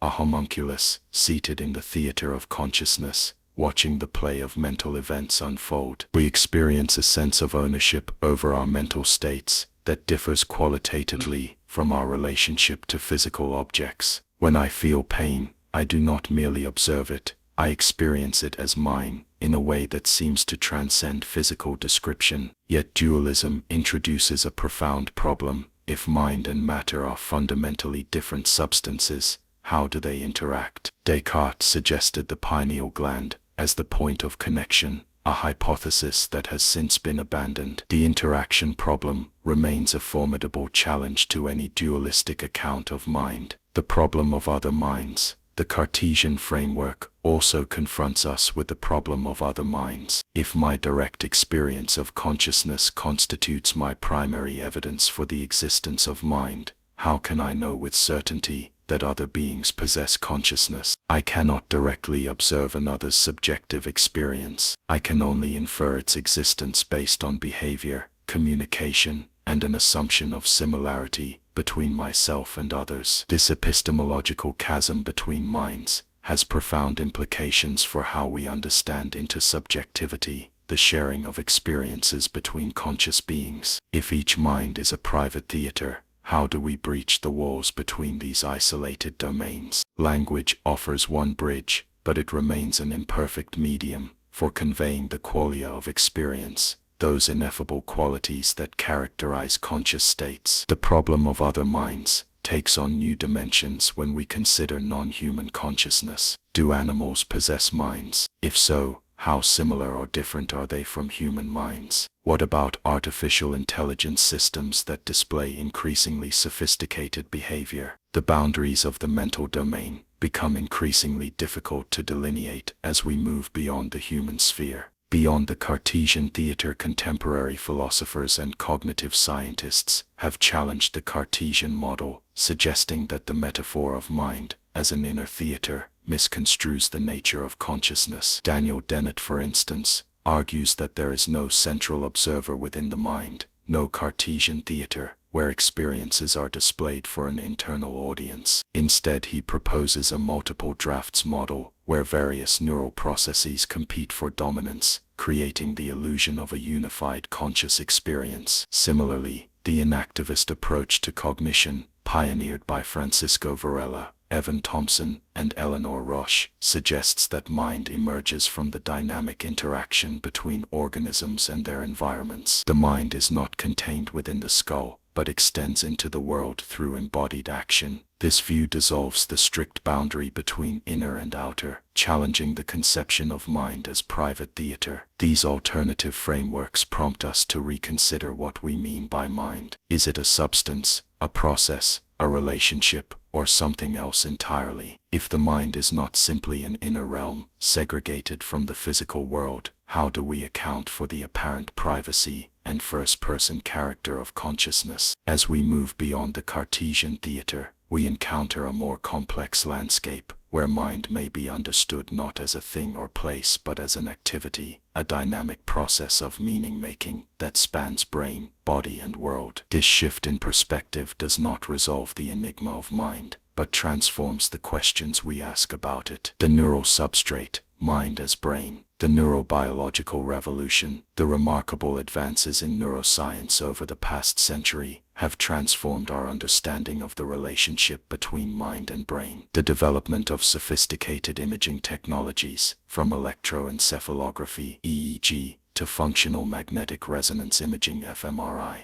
has allowed researchers to observe the living brain in action, revealing correlations between neural activity and mental states. This neurobiological revolution has given rise to a materialist perspective on mind, often captured by the identity thesis: mental states are identical to brain states. On this view, consciousness is not a separate substance or property, but is fully explained by the electrical and chemical processes occurring in neural networks. The mind, in essence, is what the brain does. The neuroscientific approach has yielded significant insights into the neural correlates of consciousness, the specific patterns of brain activity associated with conscious experiences. For instance, researchers have identified neural signatures of visual awareness, attention, and self-recognition. These findings suggest that particular brain regions and networks play specialized roles in generating different aspects of conscious experience. The materialist framework offers a compelling solution to the interaction problem that plagued Cartesian dualism. If mental states are identical to brain states, then mind-brain interaction is not mysterious. It is simply a matter of causal relationships within a physical system. This eliminates the need for a mysterious interface between separate substances. The hard problem of consciousness. Despite these advances, neuroscience faces a formidable challenge in explaining consciousness, the hard problem identified by philosopher David Chalmers. While we can identify neural correlates of consciousness and explain how the brain processes information, we struggle to account for the subjective first-person character of experience, the what it feels like aspect of consciousness. Why does neural activity give rise to subjective experience at all? Why is there something it is like to be conscious? These questions point to an explanatory gap between physical descriptions of brain processes and phenomenological accounts of conscious experience. Even if we could provide a complete mapping of neural activity corresponding to a particular experience, say the sensation of seeing the color red, we would still not have explained why this neural activity is accompanied by a subjective experience of redness. This hard problem has led some philosophers to propose forms of property dualism or panpsychism, suggesting that consciousness may be a fundamental property of the universe not reducible to physical processes. Others have embraced Mysterianism, arguing that human cognitive limitations may prevent us from ever solving the hard problem. The extended mind, the materialist identification of mind with brain, has been further complicated by the extended mind thesis, proposed by Andy Clark and David Chalmers. This view suggests that cognitive processes may extend beyond the boundaries of the brain and body to include aspects of the environment.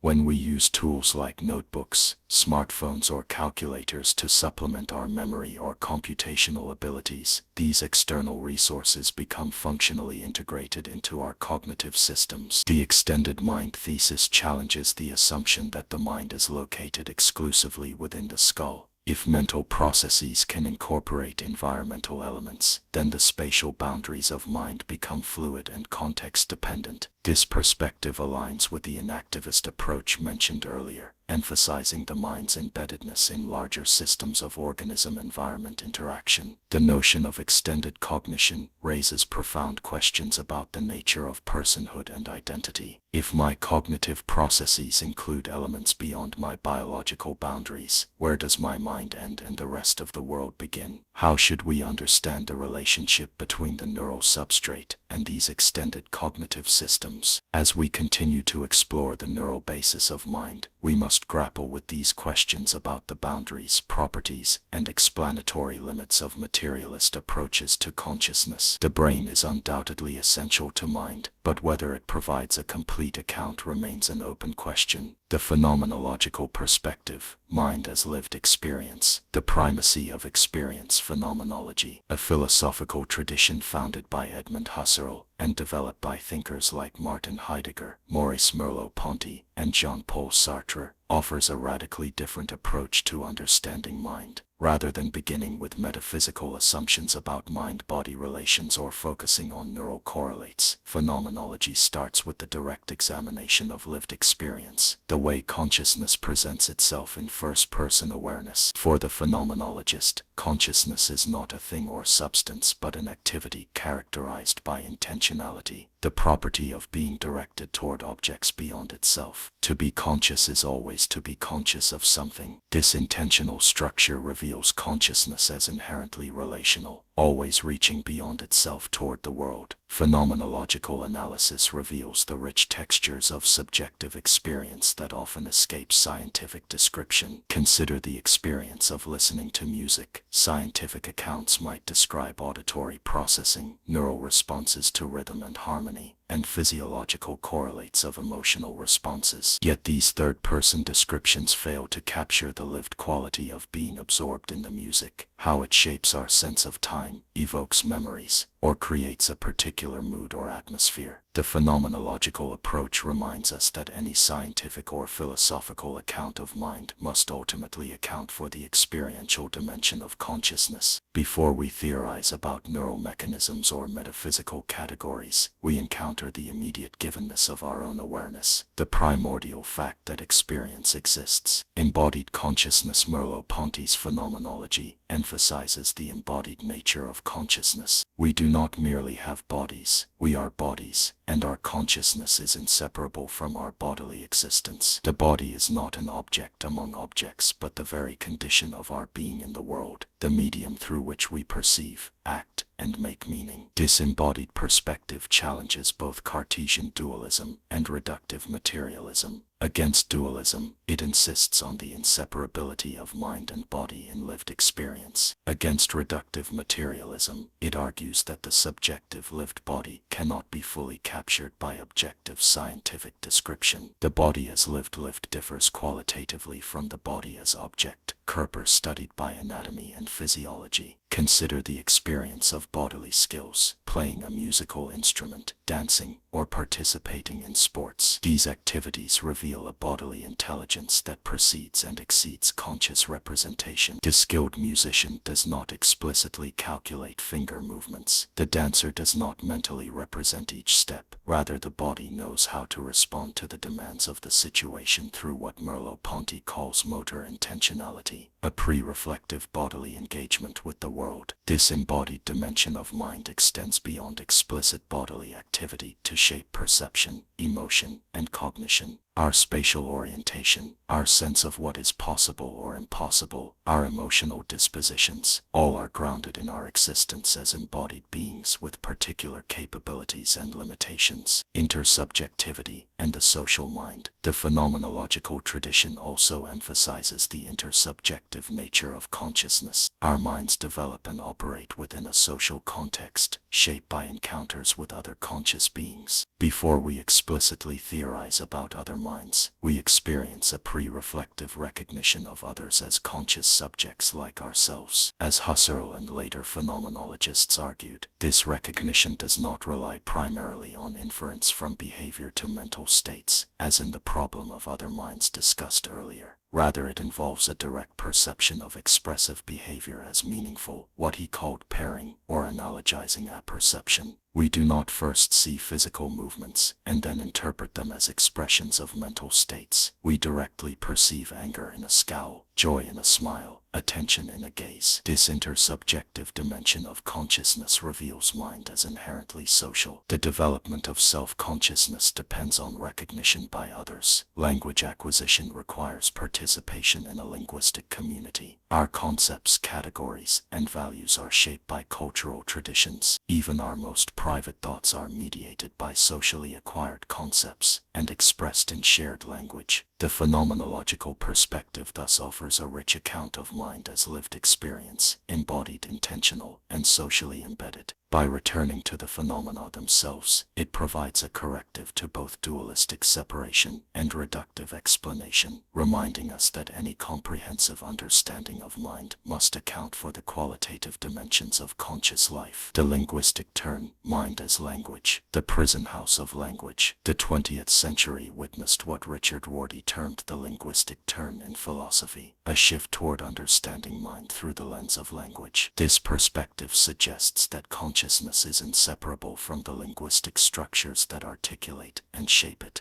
Our thoughts, perceptions, and experiences are not pre-linguistic realities that we subsequently put into words. Rather, language constitutes the very fabric of mental life. Ludwig Wittgenstein's later philosophy exemplifies this approach. In his philosophical investigations, Wittgenstein challenged the notion of a private mental realm accessible only to introspection. He argued that psychological concepts derive their meaning from their use in public language games rather than from their reference to inner states. The idea of a purely private language, one that refers exclusively to private sensations, becomes incoherent on this view, as meaning requires shared criteria for correct application. This linguistic perspective transforms our understanding of mind in several ways. First, it suggests that the boundaries between minds are not as absolute as the Cartesian model implies. If thought is inseparable from language, and language is inherently public, then mind itself has an irreducibly social dimension. Second, it challenges the notion that introspection provides privileged access to mental states, suggesting instead that our self-understanding is mediated by linguistically structured concepts. The linguistic turn prompts us to ask, to what extent does language not merely express but constitute our mental lives? Do we think in language, or does language merely clothe pre-linguistic thought? Can we experience something for which we have no words? These questions reveal the profound entanglement of language and consciousness. Narratives of self. The linguistic perspective on mind finds powerful expression in narrative theories of self-identity. According to thinkers like Paul Ricoeur and Alastair MacIntyre, the self is not a substantial entity, but a narrative construction, a character in the stories we tell about ourselves and that others tell about us. Our sense of personal identity emerges from the narrative coherence we impose on the disparate events of our lives. We understand ourselves as characters with motivations, projects, and developmental trajectories. This narrative dimension is not merely a retrospective organization of experience but shapes our ongoing perception and action. We experience the present in light of past experiences and future projects, situating each moment within an unfolding life story. The narrative self is inherently social and dialogical. The stories we tell about ourselves incorporate cultural templates, respond to others' expectations, and are continuously revised through social interaction. Our identity is not simply declared but negotiated through complex processes of recognition, affirmation, and contestation. This narrative perspective offers a nuanced account of the relationship between continuity and change in personal identity. While the physical and psychological aspects of a person undergo continuous transformation, narrative coherence provides a sense of persistent identity across time. This coherence is not given but achieved through the ongoing work of self-interpretation. The limits of linguistic mind. Despite its insights, the linguistic conception of mind faces important limitations. Critics argue that it neglects the pre-linguistic dimensions of experience, the embodied, affective, and perceptual conceptual aspects of consciousness that exist before and beyond verbalization. Certain experiences seem to resist full linguistic articulation. The quality of a particular sensation, the nuances of emotional states, the ineffable dimensions of aesthetic or mystical experiences. While language can gesture toward these experiences, something essential seems to escape linguistic capture. As Ludwig Wittgenstein famously remarked, "Whereof one cannot speak, thereof one must be silent," acknowledging the limits of language to encompass all aspects of experience. Moreover, the relationship between language and thought is bidirectional. While language shapes thought, providing categories and distinctions that structure our mental lives, thought also exceeds and transforms language. Creative thinking often involves breaking free from established linguistic patterns to forge new connections and articulate novel insights. The linguistic perspective on mind thus represents an important but partial account. It illuminates the socially constructed, narratively organized dimensions of consciousness while leaving room for pre-linguistic non-conceptual aspects of experience that may require different modes of understanding. The computational model, mind as information processing, the mechanization of thought. The development of computer science in the mid-20th century gave rise to a powerful new metaphor for understanding mind, the computational model. According to this view, cognition can be understood as information processing, the manipulation of symbolic representations according to formal rules. Just as computers process data through algorithms, minds process sensory input to produce appropriate behavioral output.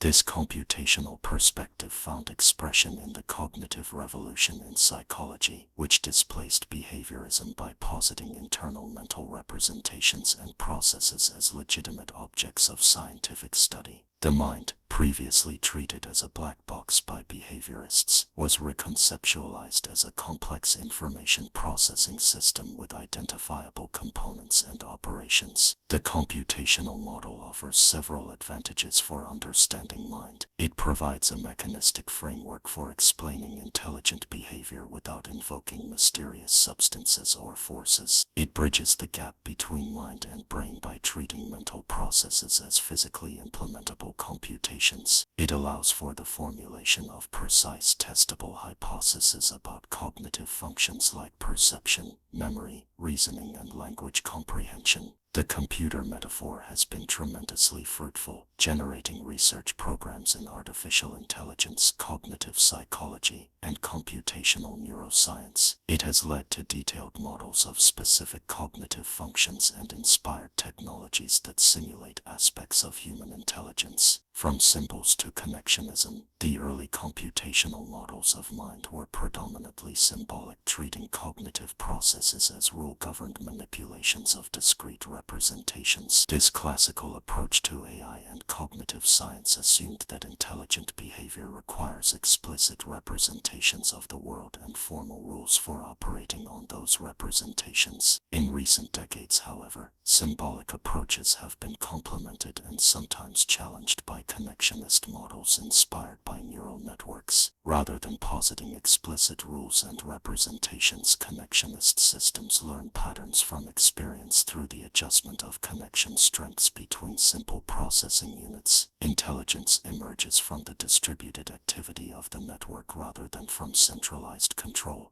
The shift from symbolic to connectionist models parallels developments in artificial intelligence. Early AI systems relied on explicit programming and logical inference, while contemporary machine learning approaches like deep neural networks learn patterns from data without explicit programming. The remarkable success of these systems in tasks like image recognition, language translation, and game playing has reinvigorated interest in connectionist approaches to mind. This evolution in computational models raises profound questions about the nature of representation, rule following, and understanding. If intelligent behavior can emerge from distributed patterns of activation without explicit rules or representations, what implications does this have for our understanding of human cognition? Do our minds operate according to explicit rules and representations, or do these concepts merely provide a convenient but misleading description of neural processes? The Chinese room and the limits of computation. Despite its explanatory power, the computational model of mind faces significant philosophical challenges. John Searle's famous Chinese room thought experiment questions whether computation alone can account for understanding and consciousness. Searle imagines a person in a room following rules to manipulate Chinese symbols without understanding Chinese. The person receives input in Chinese, follows an English rulebook to produce appropriate Chinese responses, and passes these responses out of the room.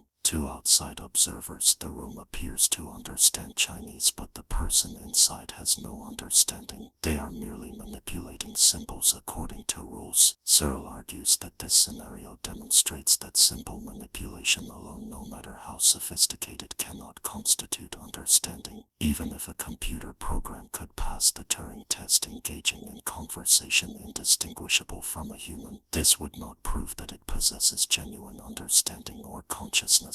Something essential to mind, the subjective experiential dimension of consciousness, seems to escape computational explanation. This critique points to a fundamental limitation of the computational model. It provides an account of the formal or functional aspects of cognition, but leaves unexplained the phenomenal aspects of consciousness, the qualitative feel of experiences. As David Chalmers has emphasized, a complete explanation of mind must account not only for how cognitive functions are performed, but also for why these functions are accompanied by subjective experience. The computational perspective, while illuminating many aspects of cognition, thus leaves open what is perhaps the most profound question about mind. How does a physical system, whether organic or artificial, give rise to conscious experience? The ecological mind, mind in environment beyond the skull. The traditional conception of mind as contained within the boundaries of the skull has been challenged by ecological approaches to cognition.